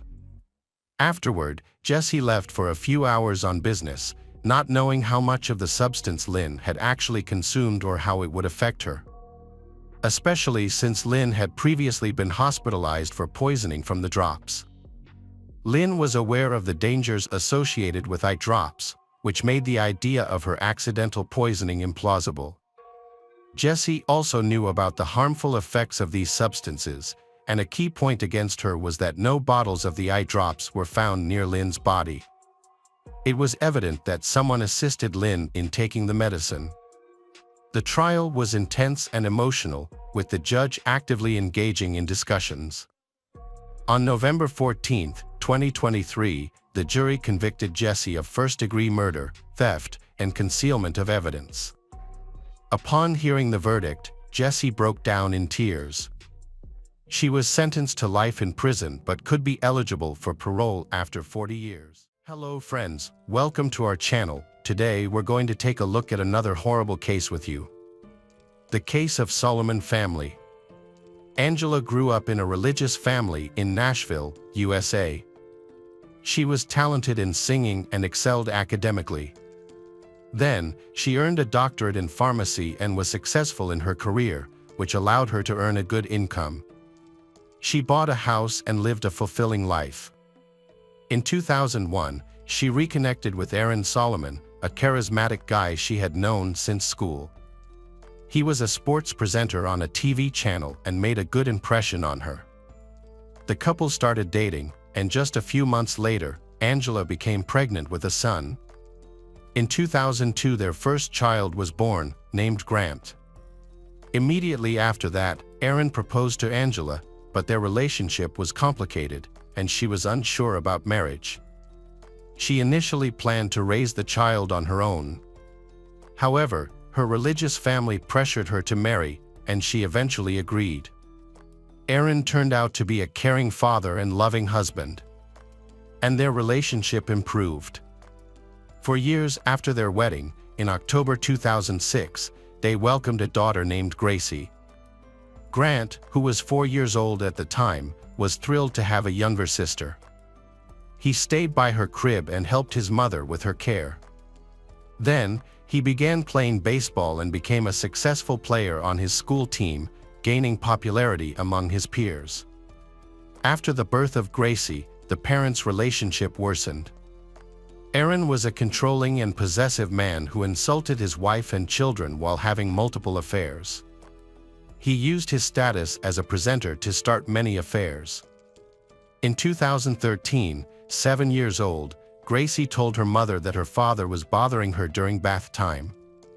It was discovered that Aaron had prohibited his wife from bathing their daughter, insisting on doing it himself, and even filmed his daughter without clothes. Angela forbade Aaron from bathing or touching their daughter. Although he admitted to his actions, he threatened Angela, warning that he would take their children away if Angela told anyone. As an active church member, he demanded complete obedience from his family, so Angela felt compelled to remain silent. Angela finds out that Aaron has cheated on many other girls and learned he was molesting minors. In 2014, explicit photos of minors were found on his phone, but the incident was covered up, and he lost his job. However, then he found a new job as a financial consultant at a large bank. The couple began to argue more often. Angela wanted a divorce, but Aaron refused and suggested they see a family psychologist. Angela agreed, and during therapy, it was revealed that she had been dealing with victim syndrome throughout her life. Her parents had been harsh, imposing their religious beliefs on her, and she had entered an unfortunate marriage with Aaron, who was narcissistic and struggled with sexual addiction. The sessions didn't help with their family problems. Angela found another psychologist she trusted and shared all the details of her life and family issues. She started considering a plan to leave Aaron, who was controlling and wouldn't let her go. She kept notes on her phone and communicated with the psychologist via email. However, Aaron was secretly listening to her therapy sessions, checking her phone and email, and was aware of all her plans. She complained to her parents about Aaron's troubling behavior, but they didn't support her. They sided with he, believing, due to their faith, that a woman should endure her husband's behavior and keep the household intact. She felt unsupported by everyone. Aaron's behavior deteriorated, and he started to become violent towards his wife and children. The children, wanting to protect their mother, they began sleeping in the same room out of fear of their father. One day, Aaron attacked Angela in the bathroom, attempting to strangle her with a hairdryer cord. She was ready to say goodbye to life when her 11-year-old son, Grant, intervened and managed to stop his father. Terrified, She and the children chose not to tell anyone about the incident and did not report Aaron to the police. However, he called 911, falsely claiming that she had tried to end your life using the cord. She was then hospitalized for psychiatric evaluation, despite asserting that she was mentally sound. Eventually, doctors reassured her that she was indeed healthy. Angela's psychotherapist learned about her situation and shared their correspondence, explaining that Angela was a victim of domestic violence. Angela was discharged from the hospital on May 11, 2013, and was advised to obtain a restraining order against her husband. Medical records confirmed she was not depressed, had no end-your-life thoughts, no history of mental health issues.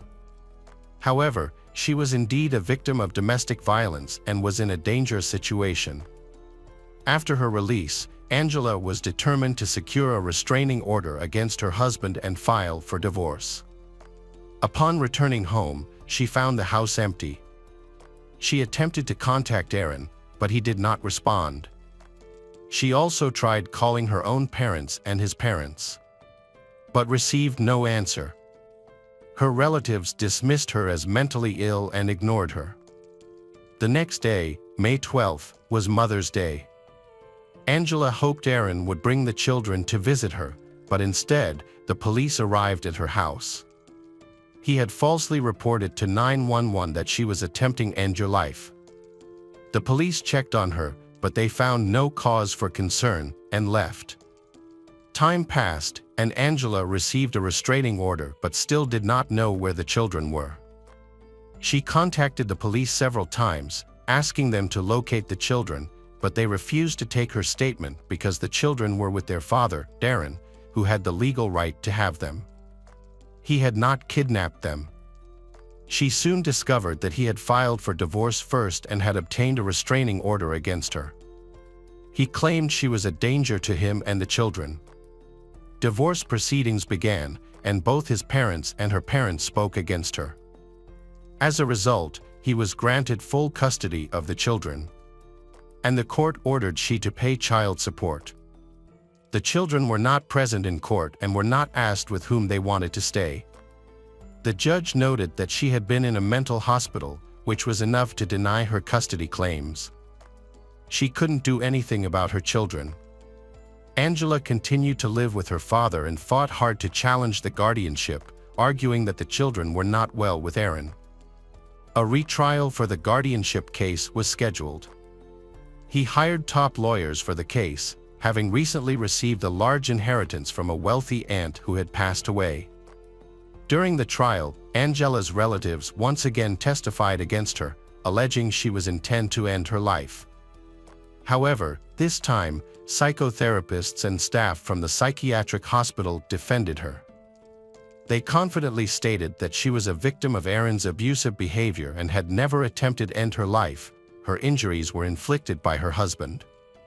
Despite this, the judge ignored their testimony and awarded full custody to Aaron. Angela did not give up and repeatedly challenged the custody decision, eventually securing the right to see her children for 2 hours a week. When she finally saw them, she was shocked by their condition. Both Grant and Gracie had lost weight, and Gracie had severe bruises under her eyes. Aaron disciplined them harshly, using physical violence, enforcing a strict diet, and banning unhealthy and sweet foods. Grant once jumped out of a moving car to escape from his father and was injured. The children were told by their father that their mother, Angela, was dead when she was actually placed in a mental hospital. He also said it was unsafe there, so they needed to move. The children believed their father at the time because they saw their mother in a bad state after being strangled and felt hopeless, thinking no one could help them. Angela fought to gain full custody of the children, which required her to undergo a psychiatric examination to prove her mental health. She passed the examination successfully. In 2014, the court increased Angela's child visitation rights to 6 hours per week, but kept the children with their father. She continued her legal battle. In early 2015, Angela received devastating news. Aaron had been raping 9-year-old Gracie, for several months. The frightened girl felt she couldn't tell anyone. She described feeling sleepy and falling asleep after eating, then she wake up in her father's bed with severe pain in her crotch and bruises on her thighs. She didn't know how the bruises got there. Her father, Aaron, claimed it was a rash from her bathing suit, but she knew that wasn't true. He never took them to the doctor, fearing exposure, even when they were very sick. Gracie recounted how Aaron beat them, drove recklessly to scare them, and neglected their basic needs. Angela was horrified by this information and tried to use it to gain custody of the children from Aaron, their abusive father, awaiting a new trial. In April 2015, Aaron filed a complaint against Angela for not paying child support, leading to her arrest. She argued that Aaron was not properly caring for the children and was using the child support money for himself and his lovers, despite having inherited wealth. Angela was later released and continued to pay child support. She fought for her children for several more years, reporting Aaron to law enforcement, contacting his church, and warning the church school about the danger he posed. However, no one took her seriously, and everyone thought she was crazy. In 2018, Grant and Gracie ran away from home. Aaron immediately contacted the police, and the children were found quickly. When they returned, Aaron punished them harshly. Angela, upon discovering this, requested an emergency custody hearing due to Aaron's abusive behavior. On August 17, 2018, during Grant's baseball tournament, Aaron and Gracie came to watch the match. After the match, Aaron took Gracie with him, while Grant stayed at the sports camp. Aaron rented a hotel room with only one bed for the night. Despite 12-year-old Gracie's request for a room with 2 beds, Aaron raped her that night. The following day, on August 18, an emergency custody hearing took place. Gracie disclosed what her father had done, but Aaron's lawyer denied the allegations, suggesting that Gracie imagined the incident and arguing that Aaron, being a loving father, couldn't have committed such an act. Later, Grant testified that his father was abusive, beat him, fed him poorly, humiliated him, and forced him to train all day. Both children expressed their desire to live with their mother, not their father. However, the judge did not believe them. He concluded that Angela and the children were lying to damage Aaron's reputation because Aaron attended the same Grace Church as the judge and a senator, where he was well regarded. This was a closed, deeply religious community. Aaron attended church every Sunday, never missing an event, and was well regarded by the community's elite. People couldn't believe that Aaron was capable of such monstrous behavior. And there is no evidence that he abused the children. The judge dismissed Angela's request for custody. During the trial, Gracie clung to her mother and was reluctant to leave with her father. However, when her father threatened to call the police, she had no choice but to go with him. The mother lost custody rights, but the children were unable to stay with their father either. Gracie and Grant sought help from school staff, a psychologist, and the church, sharing the terrible things their father had done to them. However, the principal called them in and urged them to remain silent to protect both their and their father's reputations. Despite their efforts to explain why they didn't want to return home, the principal dismissed their claims, saying he had heard it all before and didn't believe them. He contacted their father, who then removed them from school. Nobody believed the children, as everyone thought Angela had coerced them into falsely accusing their father. One day, Gracie and Grant couldn't take it anymore and ran to their mother, Angela. Then, Aaron came to look for them and asked them to return. Grant and Gracie refused, and he allowed them to live temporarily with their mother. With the help of therapy, they set boundaries, and their father began to respect them. Grant and Gracie sometimes had to live with their father, as he still had more custody rights, but most of the time they lived with their mother. During those times, they were happy, and the relationship with their father became more tense and reached its peak. On July 20, 2020, 18 years old Grant was driving to his training, which was about an hour away from Angela's house. Upon arriving at the parking lot, a tragic accident occurred in which Grant lost his life. His father, Aaron, who was also at the training, witnessed the incident. He immediately called 911 for help for his son. Aaron later recounted the event. Aaron explained that he had exited his pickup truck to retrieve his gear from the back. While standing in the parking lot near the building, he was focused on his phone and did not notice the pickup rolling backwards.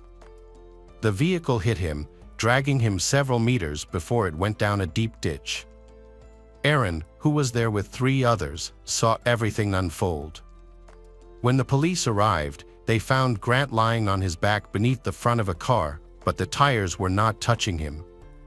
Blood was streaming from his nose and ears. Using a jack, they managed to lift the car and pulled him out. He was still breathing, so they performed CPR and rushed him to the hospital. Unfortunately, despite their efforts, Grant, who was in serious condition, died on the way without regaining consciousness. Although he had multiple injuries, but the official cause of death was cardiac arrest. Strangely, Aaron accompanied him to the hospital and signed papers preventing an autopsy and organ donation. When Angela learned about the incident, she hurried to the hospital and requested an autopsy, but her pleas were ignored. The police classified the case as an accident and didn't pursue further investigation. Angela believed Aaron's account of the incident was false, pointing to various inconsistencies. Grant's injuries didn't match those of someone trapped under a car. He had no typical crushing injuries. The hospital recorded just 1 head injury and 3 bruises, on his jaw, left hip, and right hip. Aaron claimed Grant drove a pickup for about an hour to reach his training, yet there were no burn marks from a hot car, nor were there abrasions from being dragged on asphalt. At the scene of the tragedy, there was no blood, and Grant's shoes were completely clean, which contradicted Aaron's story. The grass near the car's exit and the path where the body was dragged were untouched.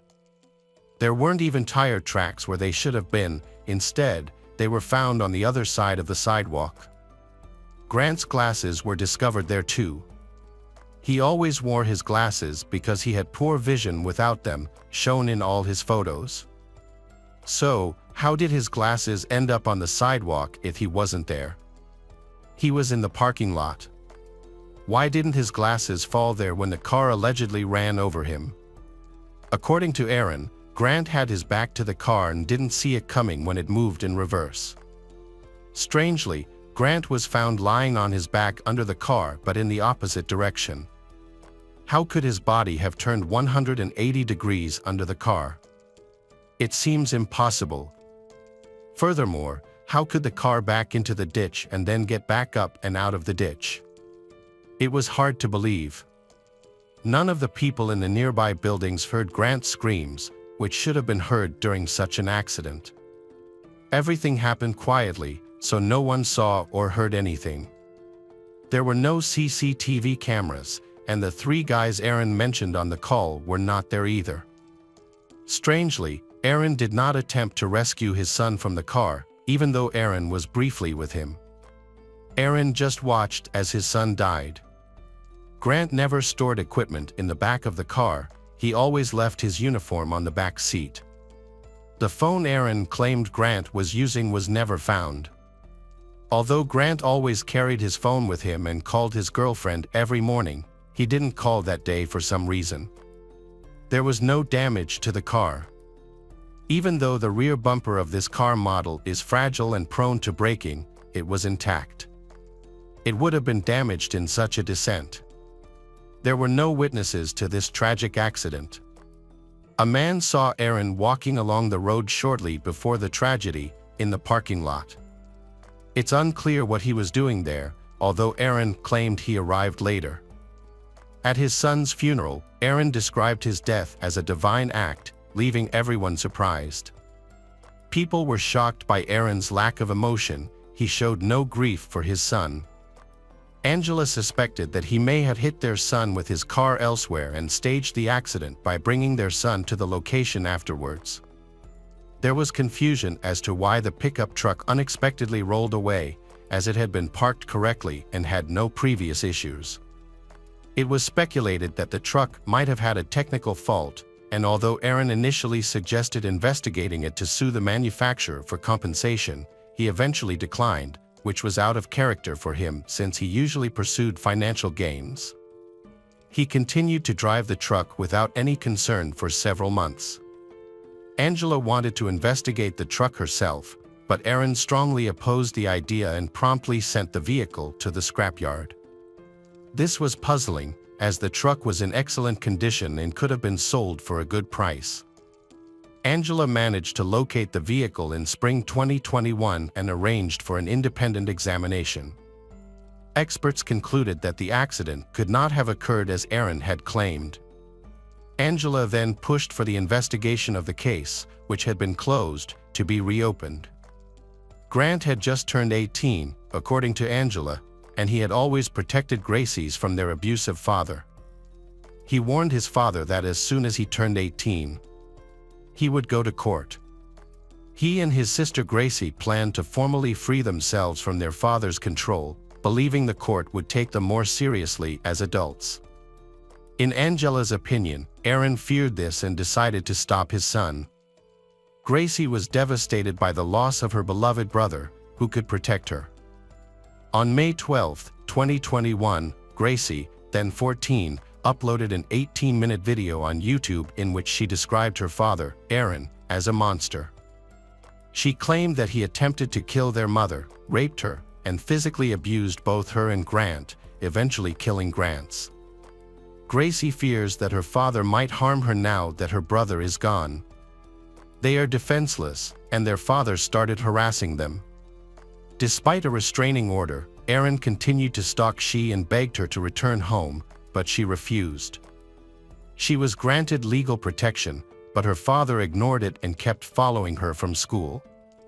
Due to the school principal's friendship with he from church, they refused to enforce the restraining order.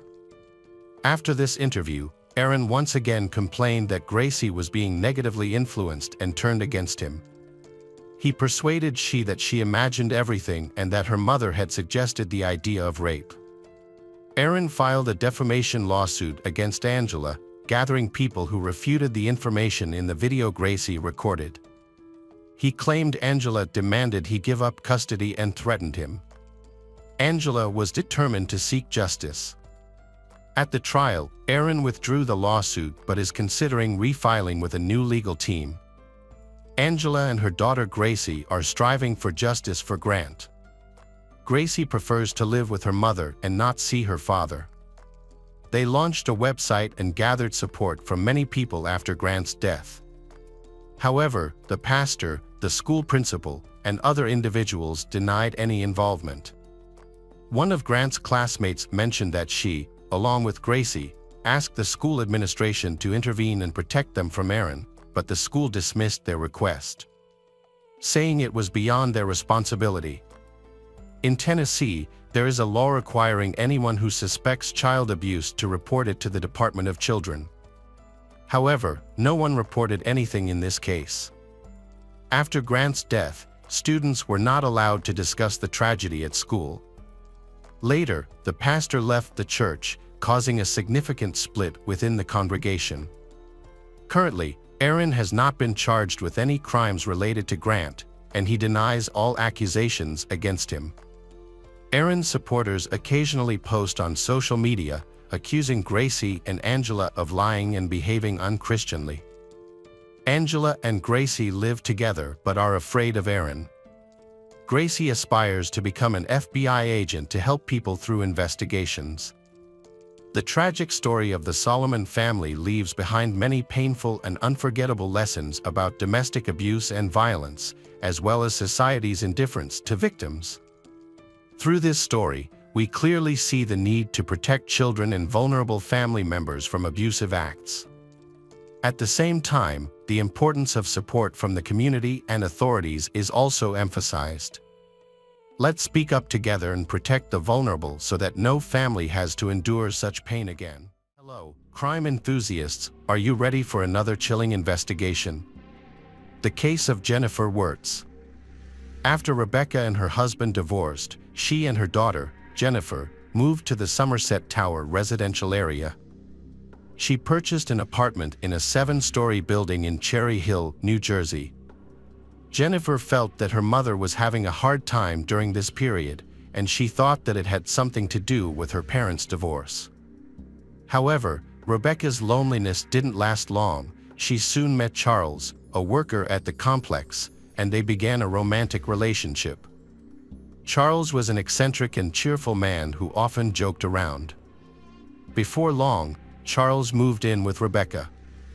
Initially, she felt this was a positive change after the emotional hardships of her divorce. She appeared to enjoy her new relationship. However, Charles's behavior soon became concerning. His mood swings were drastic. He could go from laughing hysterically to becoming angry. He started to seem unpredictable and strange. Charles worked on weekends, and during this time, Jennifer saw the true nature of he. Charles began harassing her and quickly progressed to sexual violence. At just 7 years old, Jennifer realized that something terrible was happening. Little girl mustered the courage to tell her mother, Rebecca, about it. However, Rebecca didn't believe her daughter. Rebecca dismissed her claims, telling her that she was imagining things, which caused she to resent her mother. Rebecca never took any action against Charles, not even to investigate her daughter's allegations. As a result, the abuse continued regularly. Jennifer felt so miserable that she didn't want to go home after school because her mother was not supportive. This situation persisted for 3 years. On February 26, 1991, police contacted Rebecca to ask for information about her missing neighbor, Dee Rosenthal. Detectives interviewed everyone in the area to gather information about Dee. That same day, they also questioned a local rapist named Charles. He surprised them by claiming he did not know Dee, despite the fact that they had been neighbors for a long time. As an employee of the complex, he should have seen her regularly at work. Dee Rosenthal, 32, is a therapist who specializes in supporting children with autism. Her colleagues, patients, neighbors, and family all spoke highly of her, indicating that no one would wish her harm. Dee had moved from Canada to the United States less than a year before her disappearance. Witnesses reported seeing her for the last time on February 22, and since then, there had been no leads. Investigators spoke not only with neighbors but also with Dee's family. Her brother, Blaine, mentioned that Dee had aspirations of attending the Alvin Institute in Philadelphia, a dream she had since college, which motivated her move to the U.S.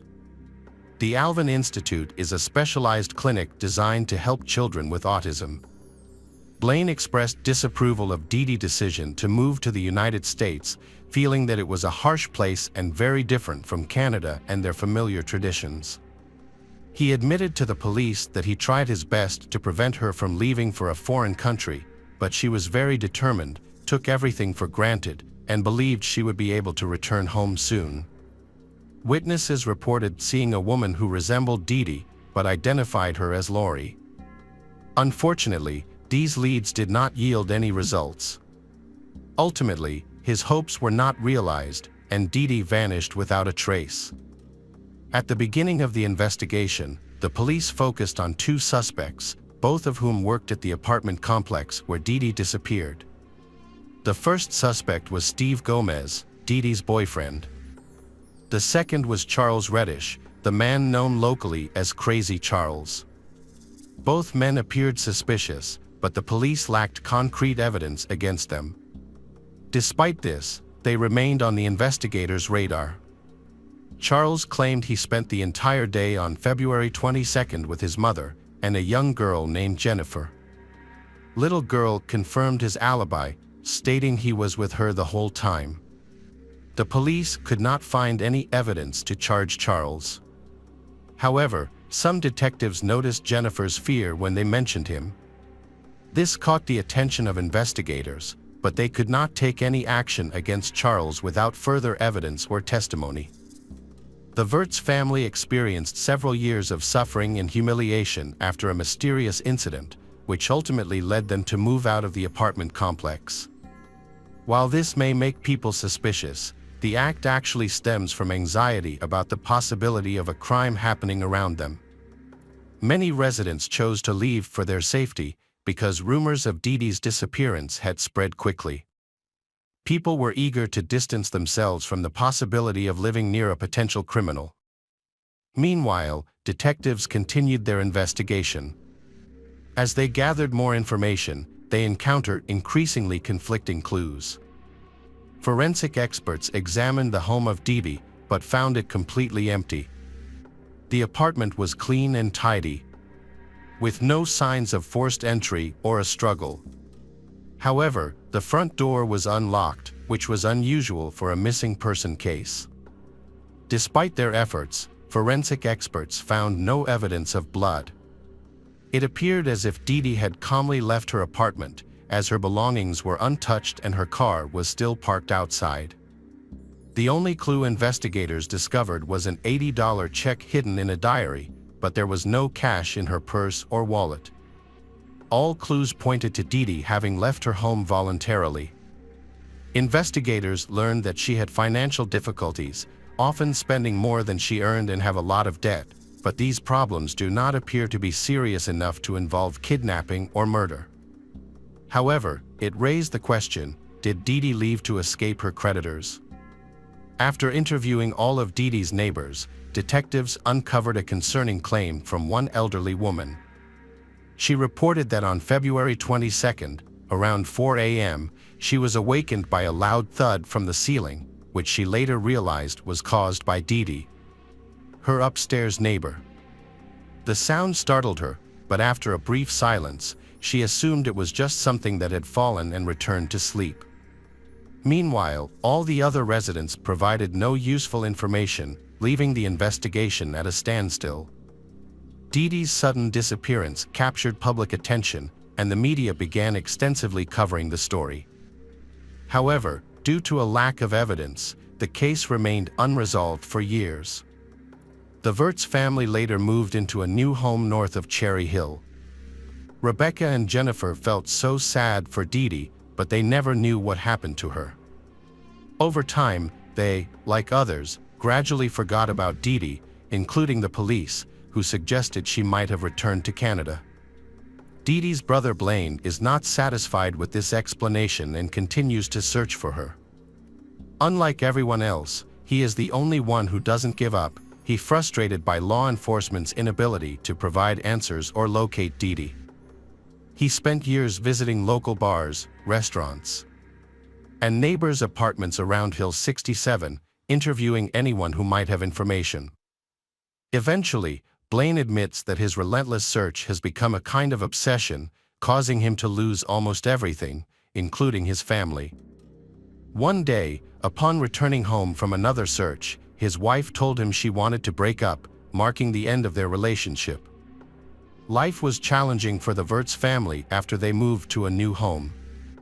They understood why Charles was called crazy. He often acted inappropriately and hurled insults at Rebecca and Jennifer.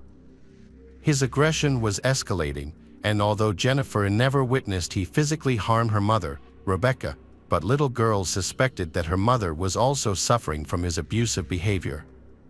However, they stayed together and Rebecca endured the troubles of the relationship.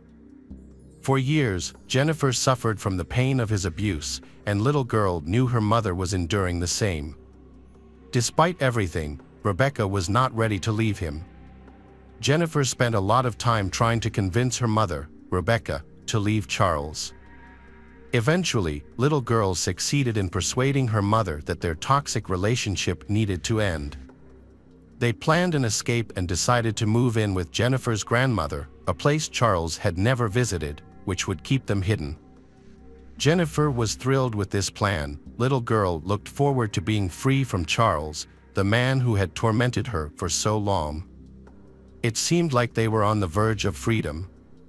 However, Rebecca made a critical mistake by inadvertently revealing their plans to Charles. It was Jennifer's last day at school. Following Rebecca's request, little girl had secretly packed her belongings in advance and hidden them. According to their plan, Rebecca was supposed to pick her up after school around 6 p.m., right after she finished playing field hockey with her friends. When she went to the parking lot, she was surprised to see not her mother driving, but Charles, and her mother sitting in the passenger seat. Angered, she yelled at her mother, feeling frustrated that her mother never kept her promises. In response, Rebecca simply told she to get in the car and calm down. Inside the car, an eerie silence fell. Jennifer felt a sense of foreboding throughout the journey. Charles watched her intently through the rearview mirror, and she dreaded what awaited her at home. Jennifer worries that he has bad intentions to keep her and her mother by his side. When they got home, Charles seemed normal. He said he wanted to have a farewell party before they left. But Jennifer didn't buy it. Her fears were confirmed when they entered the house and found no dinner prepared. Confused, little girl asked about it, but he stammered a vague explanation, then abruptly stating he needed the car keys to buy groceries and rushed out. Desperate, Jennifer urged Rebecca to seize the moment and escape before Charles returned, sensing something was off. However, Rebecca dismissed her concerns and told her to wait for he to return. He has a surprise for them. Frustrated, Jennifer retreated to her room, lay down on her bed, and eventually fell asleep. In the middle of the night, Jennifer was jolted awake by a loud noise around 2 a.m. Alarmed, she couldn't ignore it any longer. She got up and began to descend the stairs, the noise growing louder. When she reached the doorway, she realized something terrible was happening. The sounds were like violent blows, and little girl felt helpless, not knowing how long this horrifying scene would continue. Rebecca was lying on the floor, while her attacker, Charles, leaned over her, striking her repeatedly. Suddenly, he turned around and saw Jennifer. He grabbed the little girl by her hair and dragged her into the living room, where the violence was happening. As he pulled she past Rebecca, she saw something horrifying. Her mother's face was so badly injured that she could hardly recognize her. Rebecca, 43 years old, had a shattered jaw and a broken arm, and she showed no signs of life. To Jennifer, it looked like her mother was dead. Desperate, Jennifer pleaded with Charles not to harm them and to let them go. But he threw her into a chair in the living room, positioning her directly in front of Rebecca. Then, he picked up a small axe from the floor and slowly approached Rebecca. Panicking, little girl screamed for him to stop. She could hear her mother's labored breathing and realized her mother was still alive. But soon, there were more blows, and he attacking her mother. He was literally chopping into Rebecca with the axe. The smell of blood filled the air. Then, he pulled the sheet off Jennifer and dragged her upstairs to the bedroom. There, he tortured and raped her for 2 to 3 hours. Little girl was powerless to resist and simply prayed for it all to end. After Charles finished his torment, he sat next to Jennifer on the bed. She was badly injured and covered in blood, but she was still alive. Then, he asked her to kill him. Jennifer replied that she couldn't do that. He suddenly declared that he would kill her and then end his life, as he didn't want to end up in prison. Terrified, Jennifer didn't want to take a life, even one as evil as Charles's. Although she felt helpless, she remembered methods she had seen in crime shows about negotiating with hostage takers, and she decided to apply them. Little girl focused on listening calmly to he. She aimed to show empathy, hoping to soothe him, and gradually convinced him not only to spare her life but also to reconsider taking his own. Jennifer advised Charles that it would be a good idea if he told the police the truth, saying that he had lost control and was acting erratically. Besides, He could also negotiate with the prosecutor to get a reduced sentence. However, he, feeling uncertain, began pacing back and forth in the bedroom, holding a bloody axe. For the first time, he understood the severity of what he had done. Little girl managed to persuade he to surrender to the police, and then she called 911 for help. She was clearly in shock and found it difficult to express one's thoughts. Charles even assisted Jennifer's in getting up, dressing, and walking to the porch. The dispatcher informed them that the police were on their way, and they just had to wait. It's difficult to imagine what Jennifer was feeling during this time. She knew that he was unpredictable and could harm them at any moment. Despite this, little girl waited calmly for the police to arrive. Then, they quickly separated she from Charles. One of the detectives investigating Charles recalled his unusual reaction when asked about Rebecca's location. He vaguely stated she was inside the house and, when asked if she needed an ambulance, he claimed she can no longer be helped. Despite his assertion, it was clear that help was urgently required. A detective from the Cherry Hill Police Department arrived at the scene. This was the same officer who had investigated Dee Dee's disappearance 4 years ago. He remembered a repairman named Charles, who had caught his attention back then, and now he decided to question Charles's again. The police, along with Charles, entered the house equipped with a tape recorder to document the incident. They aimed to piece together the horrifying incidents that had taken place there. During the questioning, both the accounts of Charles and Jennifer aligned, until Jennifer disclosed the rape and torture that took place in her bedroom.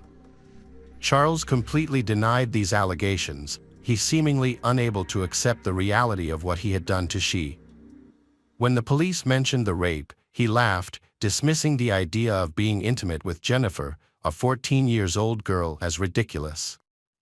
However, as the interrogation continued, he confessed to everything. Detectives from the Cherry Hill station suspect Charles has vital information about Dee Dee's case. Knowing that it was easy to get information out of Charles, they questioned him again about the disappearance of Dee Dee, who had been gone for 4 years. Their intuition was right, and he began confessing. He revealed that early one morning, he entered Dee Dee's apartment through the roof, descending onto her balcony.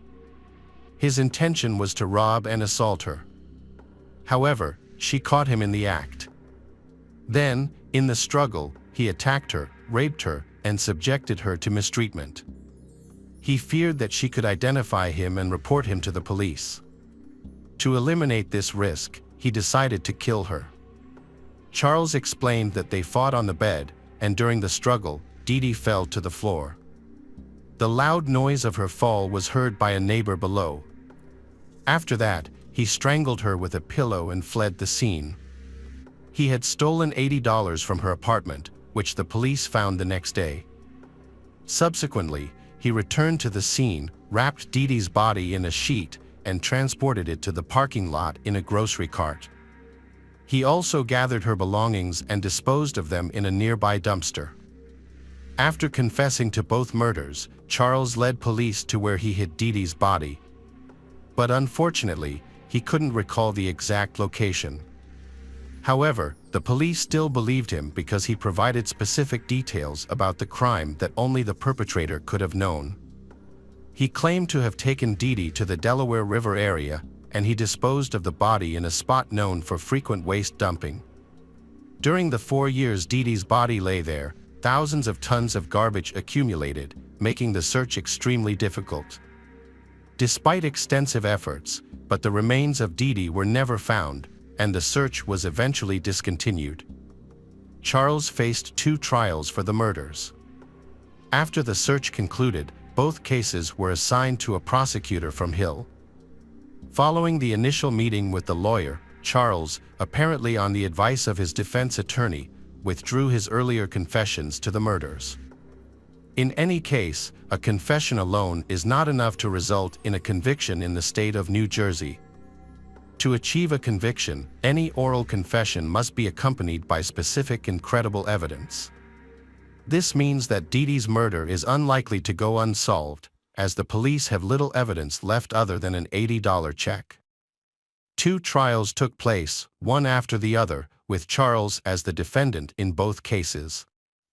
The first trial involved the murder of Rebecca Wirtz and the torture of her daughter, Jennifer.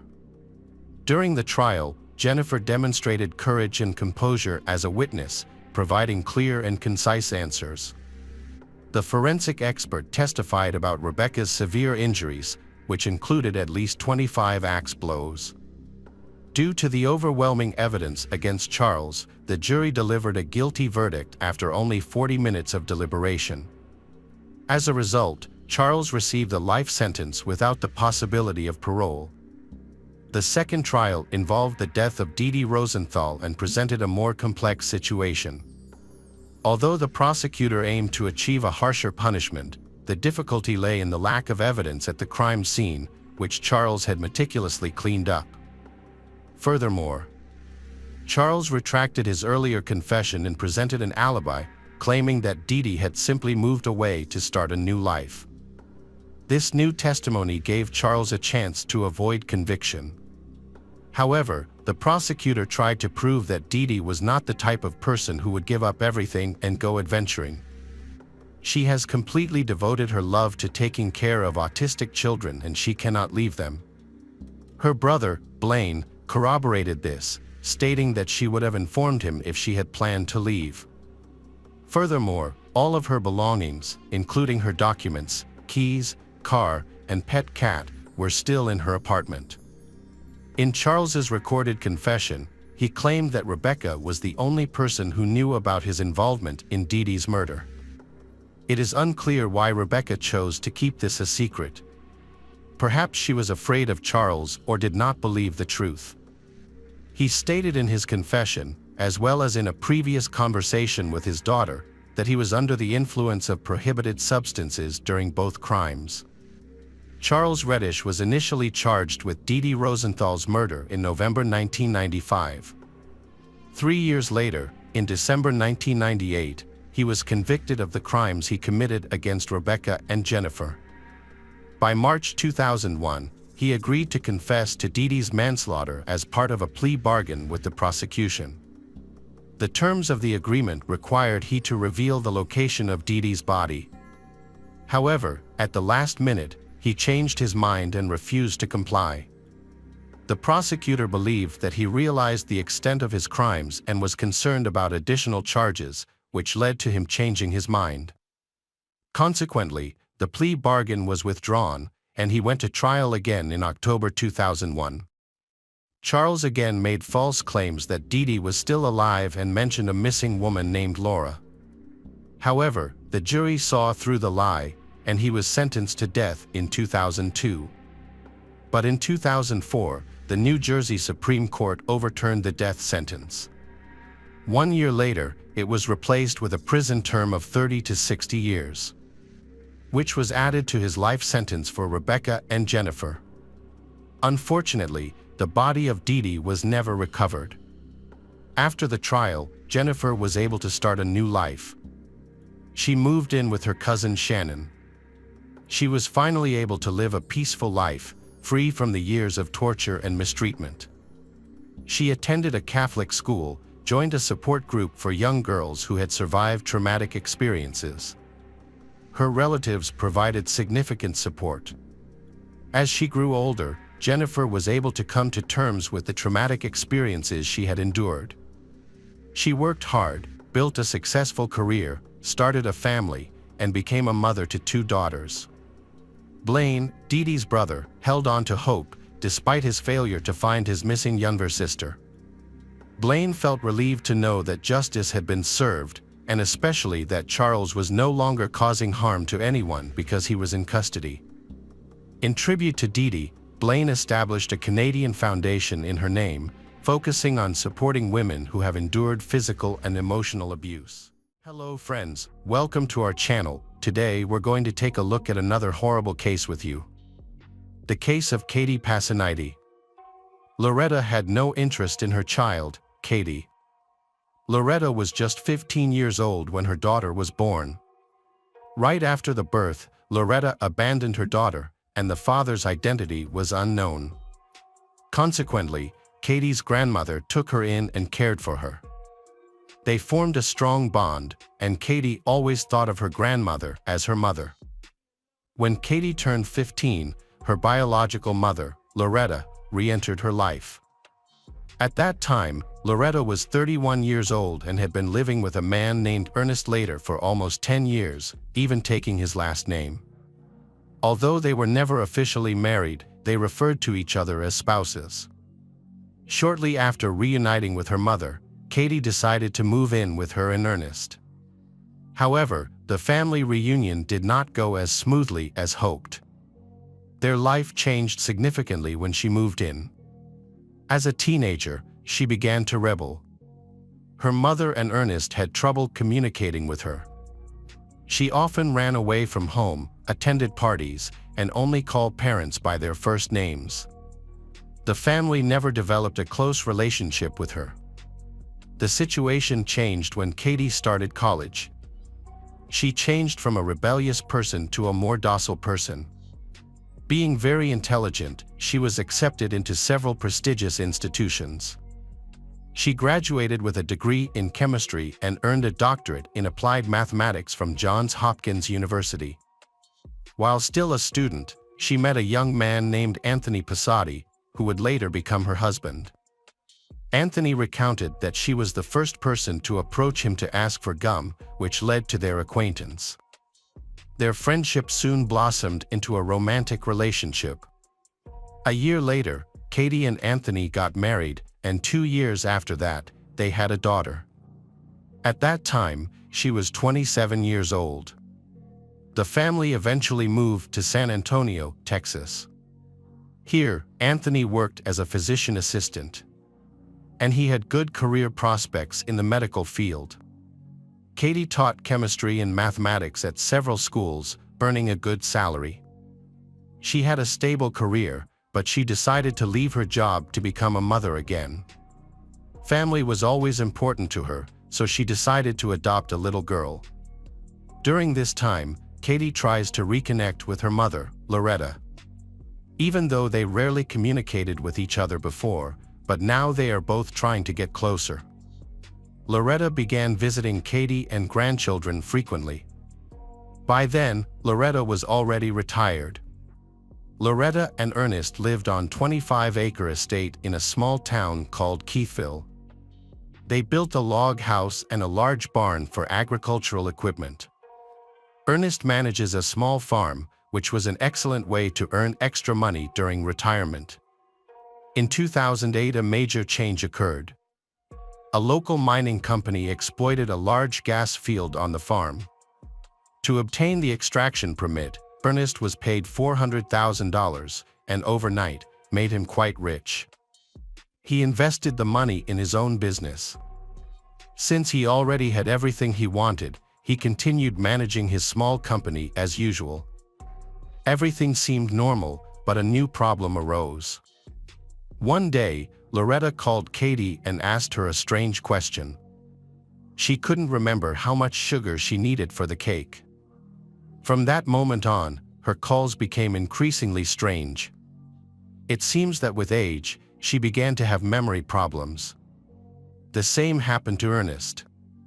One day he went with Loretta to their daughter's house, Katie, for Thanksgiving. But halfway there, he suddenly stopped. It seemed that he became disoriented and got lost. Then, he turned the car around and went back home. After these incidents, Katie sent Loretta and Ernest to the hospital for examination. The doctors diagnosed they with the onset of dementia and Alzheimer's disease. Katie still keeps in regular contact with Loretta, calling her almost every day, as she was very worried during this time. To help with the housework, they hired Tina Van Moer-Keek, who moved to the farm with her husband, Chris, and their child, living in a trailer. Tina became Loretta's personal assistant and driver, as Loretta had completely lost her ability to drive. Meanwhile, Chris helped with the housework for the Luttrell family and worked on the farm where Loretta and Ernest lived. Ernest and Loretta's health rapidly deteriorated. Their memory issues became more severe, so they need more maids to do housework. They were frequently busy dealing with various matters. Ernest became irritable, visibly losing his memory. His awareness became muddled, and he became more aggressive. He blamed the neighbor for all his troubles. Katie has talked about this many times. In April 2010, Ernest went to his house and accused his neighbors of trespassing on his property, leading to a scandal that got out of hand. Katie, who was visiting Loretta, called the police and reported that Ernest had threatened to kill his neighbor. Sheriff's deputies detained Ernest and took him to the nearest medical center, where he underwent a psychiatric evaluation and received treatment for a while. His condition was poor, and upon arrival at the medical center, he was confused and did not know why he was brought there. While Ernest was in the hospital, Katie decided to help her mother, Loretta, solve the problem. She went to the medical center and presented a power of attorney over Ernest's property, which he had supposedly signed earlier. Katie insisted that Ernest remain in a nursing home for Alzheimer's treatment, as his behavior was unpredictable and aggressive. She felt that he could be a danger to himself and to others. However, he denied having threatened his neighbor or having had a conflict. According to him, he did not understand why he was in a medical facility and demanded to be sent home. The situation was unclear. Had Ernest really signed the power of attorney and just forgotten, or is there another motive in this? However, Katie kept him in the hospital for observation for a week to determine what was wrong with him. Throughout this period, even without treatment, he remained completely clear-minded. Ultimately, Ernest was discharged from the hospital because there was no reason to keep him there any longer. Shortly before noon on July 25, 2010, Loretta called 911. She reported that her husband, Ernest, had passed away. At first, it seemed like a typical report of someone who had died of natural causes. However, there was a hint of unease in her voice. The emergency services dispatcher asked Loretta to try to give artificial respiration to Ernest. However, she replied that it would no longer help and asked the rescuers to come with the police as soon as possible. The sheriff's deputies arrived at the crime scene within minutes. Outside the house, they found Loretta. It was known that she suffered from Alzheimer's. She encountered the police and seemed more confused than upset. She obviously didn't know what to do. The officers entered the house to investigate and discovered the body of Ernest in a pool of blood. Doctors confirmed his death, caused by 5 gunshot wounds. According to Loretta, when she returned home from church, she found the body of her husband Ernest lying in a pool of blood. She did not know what had happened to him. Her statement was confirmed by other parishioners. Indeed, she had been at church. Reinforcements were called to the scene. When the forensic experts arrived, they immediately began examining the crime scene and collecting evidence. They noticed that some valuables were missing from the house, including Ernest's car. Near the place where the car had been stolen, they found unusual boot prints with a unique design. Tina, the housekeeper, and Chris lived on Ernest's farm. They claimed they were not at the house during the murder and provided a store receipt as proof of their whereabouts, which confirmed their alibi. Meanwhile, detectives reached out to Loretta's closest relatives. They later learned she had a daughter, Katie, who lived in San Antonio, Texas. Upon hearing the tragic news, Katie traveled to support her. Investigators are currently having difficulty clarifying the incident. What happened at the farm that day? At the scene, police confirmed that Ernest had died tragically. It certainly wasn't him who ended his life, as there was no weapon nearby. Someone had killed he, and the gun was hidden by the killer. Finding the gun became a priority for the investigation because it could offer important clues. Ernest was shot at point-blank range, including in the head, leaving no chance of survival. He was found lying in a pool of his own blood, and the gun cabinet next to the room had been opened and emptied the ammo. Additionally, Ernest's pickup truck and several valuable items were missing. The truck was easy to locate because it had distinctive features, including a homemade fuel tank. Ernest used this tank to refuel his agricultural equipment. It had a large capacity, designed to supply equipment for 2 days. Thanks to these unique features, the truck was quickly found. Eric Crane was well acquainted with the police officer because he abused illegal substances. He had a rich criminal history, mainly due to his addiction and drunk driving. All his life, Eric was in and out of prison for short periods of time. He was found just 2 days after the murder. He was immediately arrested in the car and taken to the police station for official questioning. However, he began to categorically deny his involvement in the incident. He claimed that he was at work at the time, but his alibi was not confirmed by his colleagues. Besides, he also could not explain how he ended up driving Ernest's pickup truck. His boots had a unique pattern on the sole, resembles shoe prints found at the crime scene. However, at first they could not get him to confess. Eric was kept in custody during the investigation because it seemed he was pretending and not telling the truth. On the day he was arrested, a local TV crew found out and went to the auto repair shop where he worked. They interviewed his manager and colleagues, who revealed that he was absent from work at the time of the murder.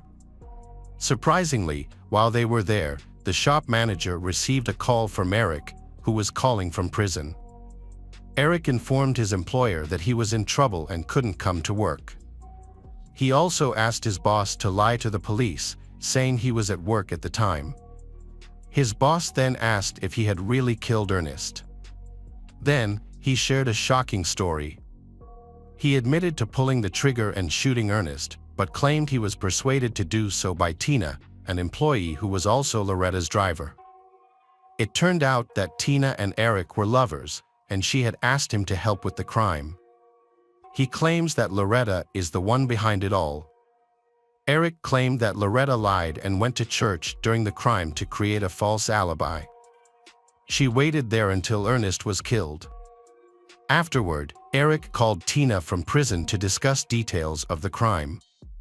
A few hours later, a recording of this conversation reached the police station.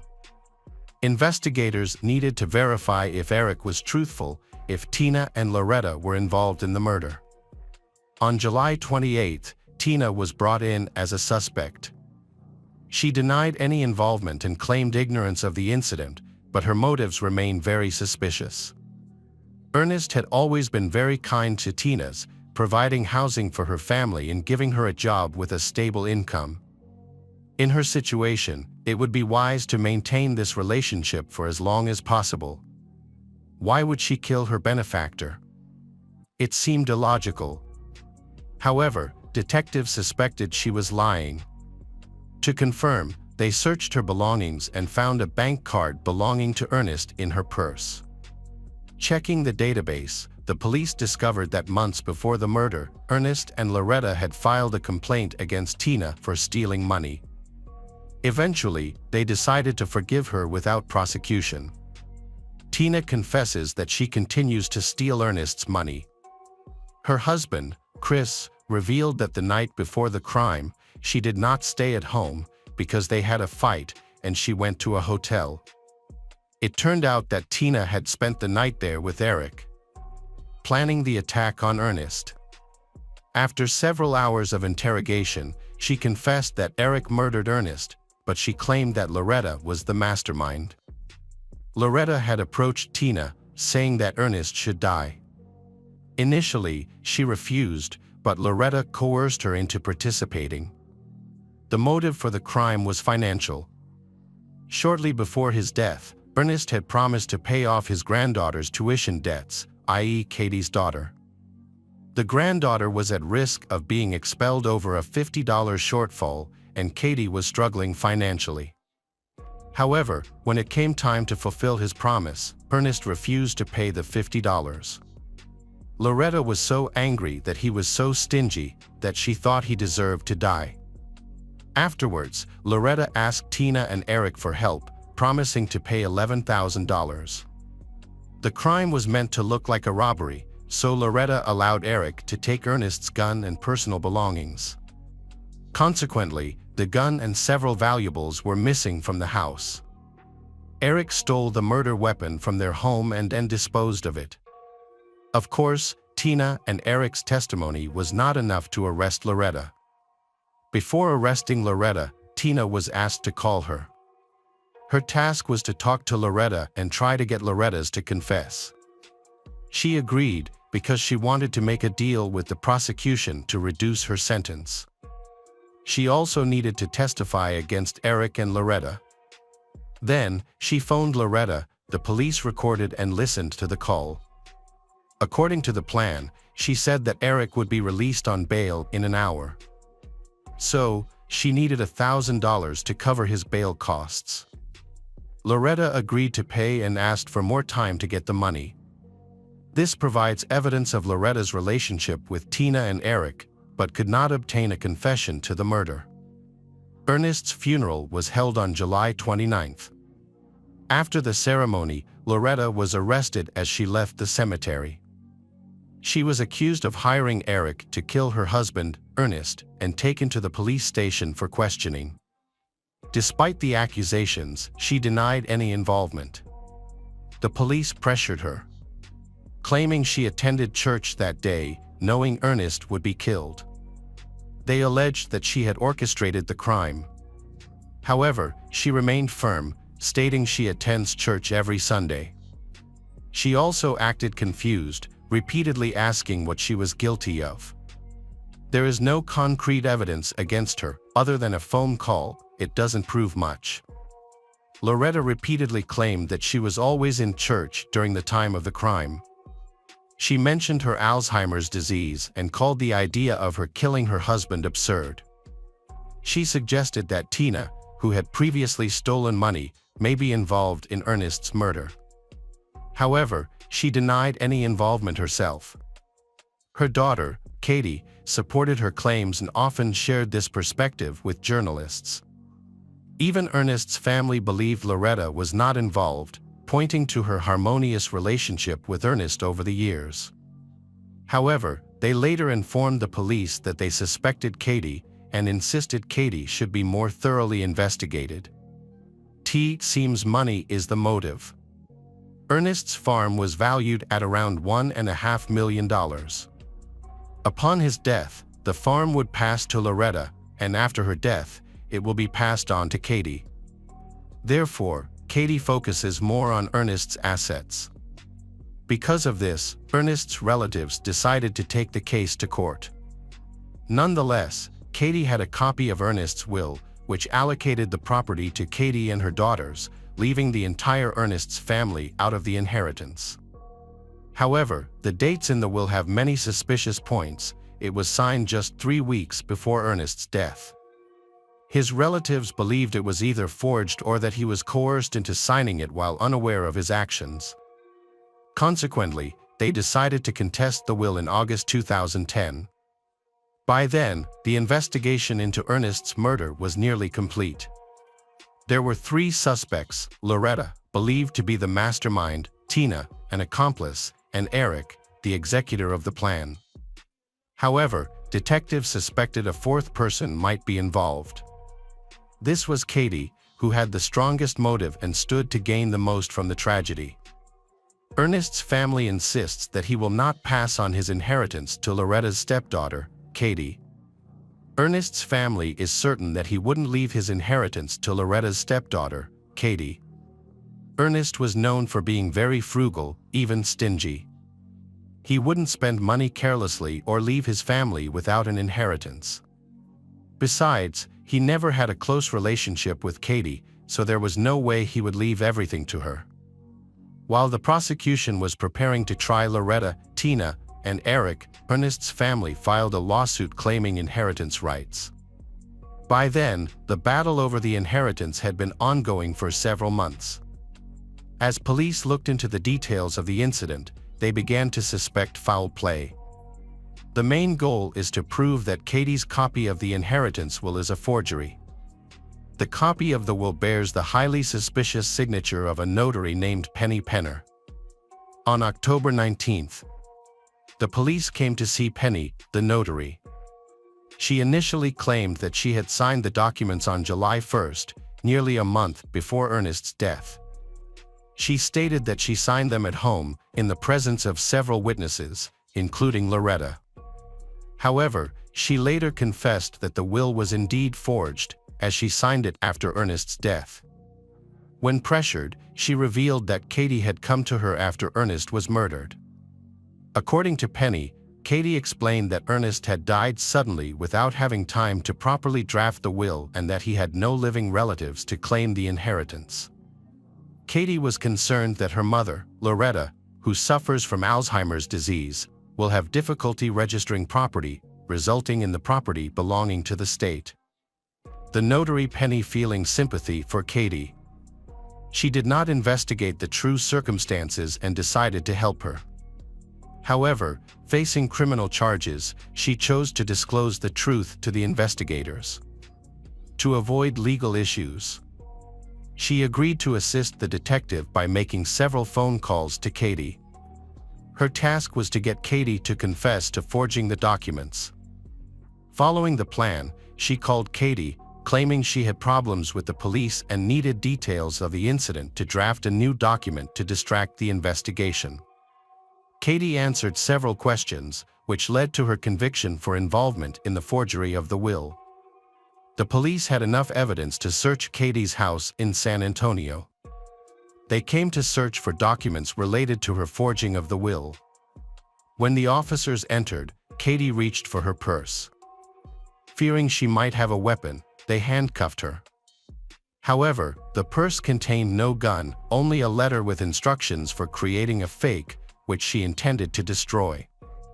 In the house, they discovered boxes of documents, including copies of power of attorney for the house and notes regarding Ernest's health. It appeared she had been monitoring him for a long time, possibly waiting for the right moment to act. The police hoped to find evidence that she was involved in Ernest's murder, but they found nothing. Investigators suspected she had planned the murder with Loretta, but lacked direct evidence. Ultimately, they had to release Katie and remove her handcuffs. However, they did not give up. Instead, they decided to change their approach. After visiting Katie's house, the investigators decided to change their approach. Meanwhile, Loretta had been in jail for a long time without bail. Her Alzheimer's disease was worsening, and she was declared incompetent to stand trial due to her health. Consequently, she was sent to a psychiatric hospital for criminals indefinitely. During this time, she confessed, but her confession was not considered significant because of her condition. At the trial, the prosecution doubted that Loretta could have planned the crime alone. It seemed clear that she had assistance, probably from her daughter, Katie. After that, investigators focused on Eric Crane. In June 2011, he pleaded guilty to the crime in exchange for life sentences without the possibility of parole, thus avoiding the death penalty. As part of the deal, Eric was required to testify against everyone involved in the crime. Then, the detectives pressured Tina by threatening that they would find a way to get her the death penalty. This pressure was enough to make her confess.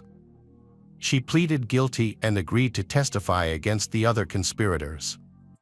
Her interrogation was recorded on video, exposing criminal activities. Tina revealed that Loretta planned the crime and convinced her to kill Ernest. Katie was also aware of the plan and conspired with Loretta. In return, Loretta promised Tina that she and her family could live in Ernest's house indefinitely. More than a year had passed since Ernest's murder, and finally, the investigation had gathered all the necessary evidence. On March 2, 2012, the police returned to San Antonio and went to Katie's house. They forced their way in, breaking down the door. Katie's husband watched as she was handcuffed and taken away. On April 25, 2013, Katie appeared in court. She accused of committing murder in July 2010. She faced the possibility of life imprisonment without parole. The prosecution argued that her sole motive was to take over Ernest's farm. At first, she intended to put him in a nursing home to take over the house. She planned to fabricate a story about a scandal with the neighbors, then trick him into signing the power of attorney. When this plan failed, she allegedly turned to a more violent alternative. By this time, Loretta's Alzheimer's disease had progressed, but Ernest remained in good health. Katie had always had a poor relationship with him, and it was clear that he would deny her an inheritance if her mother, Loretta, died first. This gave her a motive to eliminate him, with one theory suggesting the murder was staged to look like a failed robbery. At trial, Tina claimed that she was forced to participate in the case without any other choice. She stated that Katie pressured and threatened her, trying to persuade her by promising payment. However, Tina's testimony was not convincing to the prosecutor's office. The prosecution's other key witness was Eric. Contrary to expectations, Eric testified that discussions about the murder plan only involved Tina. He claimed he never discussed it with Katie or Loretta, but suspected Loretta's involvement. Later, he added that if Katie had been involved, he would have known, but he was hearing about her involvement for the first time. The defense presented arguments to prove Katie's innocence by focusing on document forgery. According to the lawyer, Katie had indeed used a notary's services to prevent her mother from receiving an inheritance, but this has nothing to do with the murder. Loretta did not attend the hearings due to health issues. The prosecution played a recording of Loretta's testimony where she admitted involvement in the murder, but she didn't mention anything about Katie. On May 14, 2013, after just an hour and a half of deliberation, the jury reached a verdict. Katie Passanides was convicted of conspiracy to commit murder and forging multiple documents. She received a life sentence without parole. As they left the courtroom, Ernest's family thanked each juror for their decision. They succeeded in contesting the will and inherited Ernest's entire estate. Despite this, Katie continued to assert her innocence, visibly shocked and fearful after the verdict. Tina, who cooperated with the prosecution, avoided the death penalty but was sentenced to life in prison without parole. Loretta continued her treatment until her death and never appeared in court.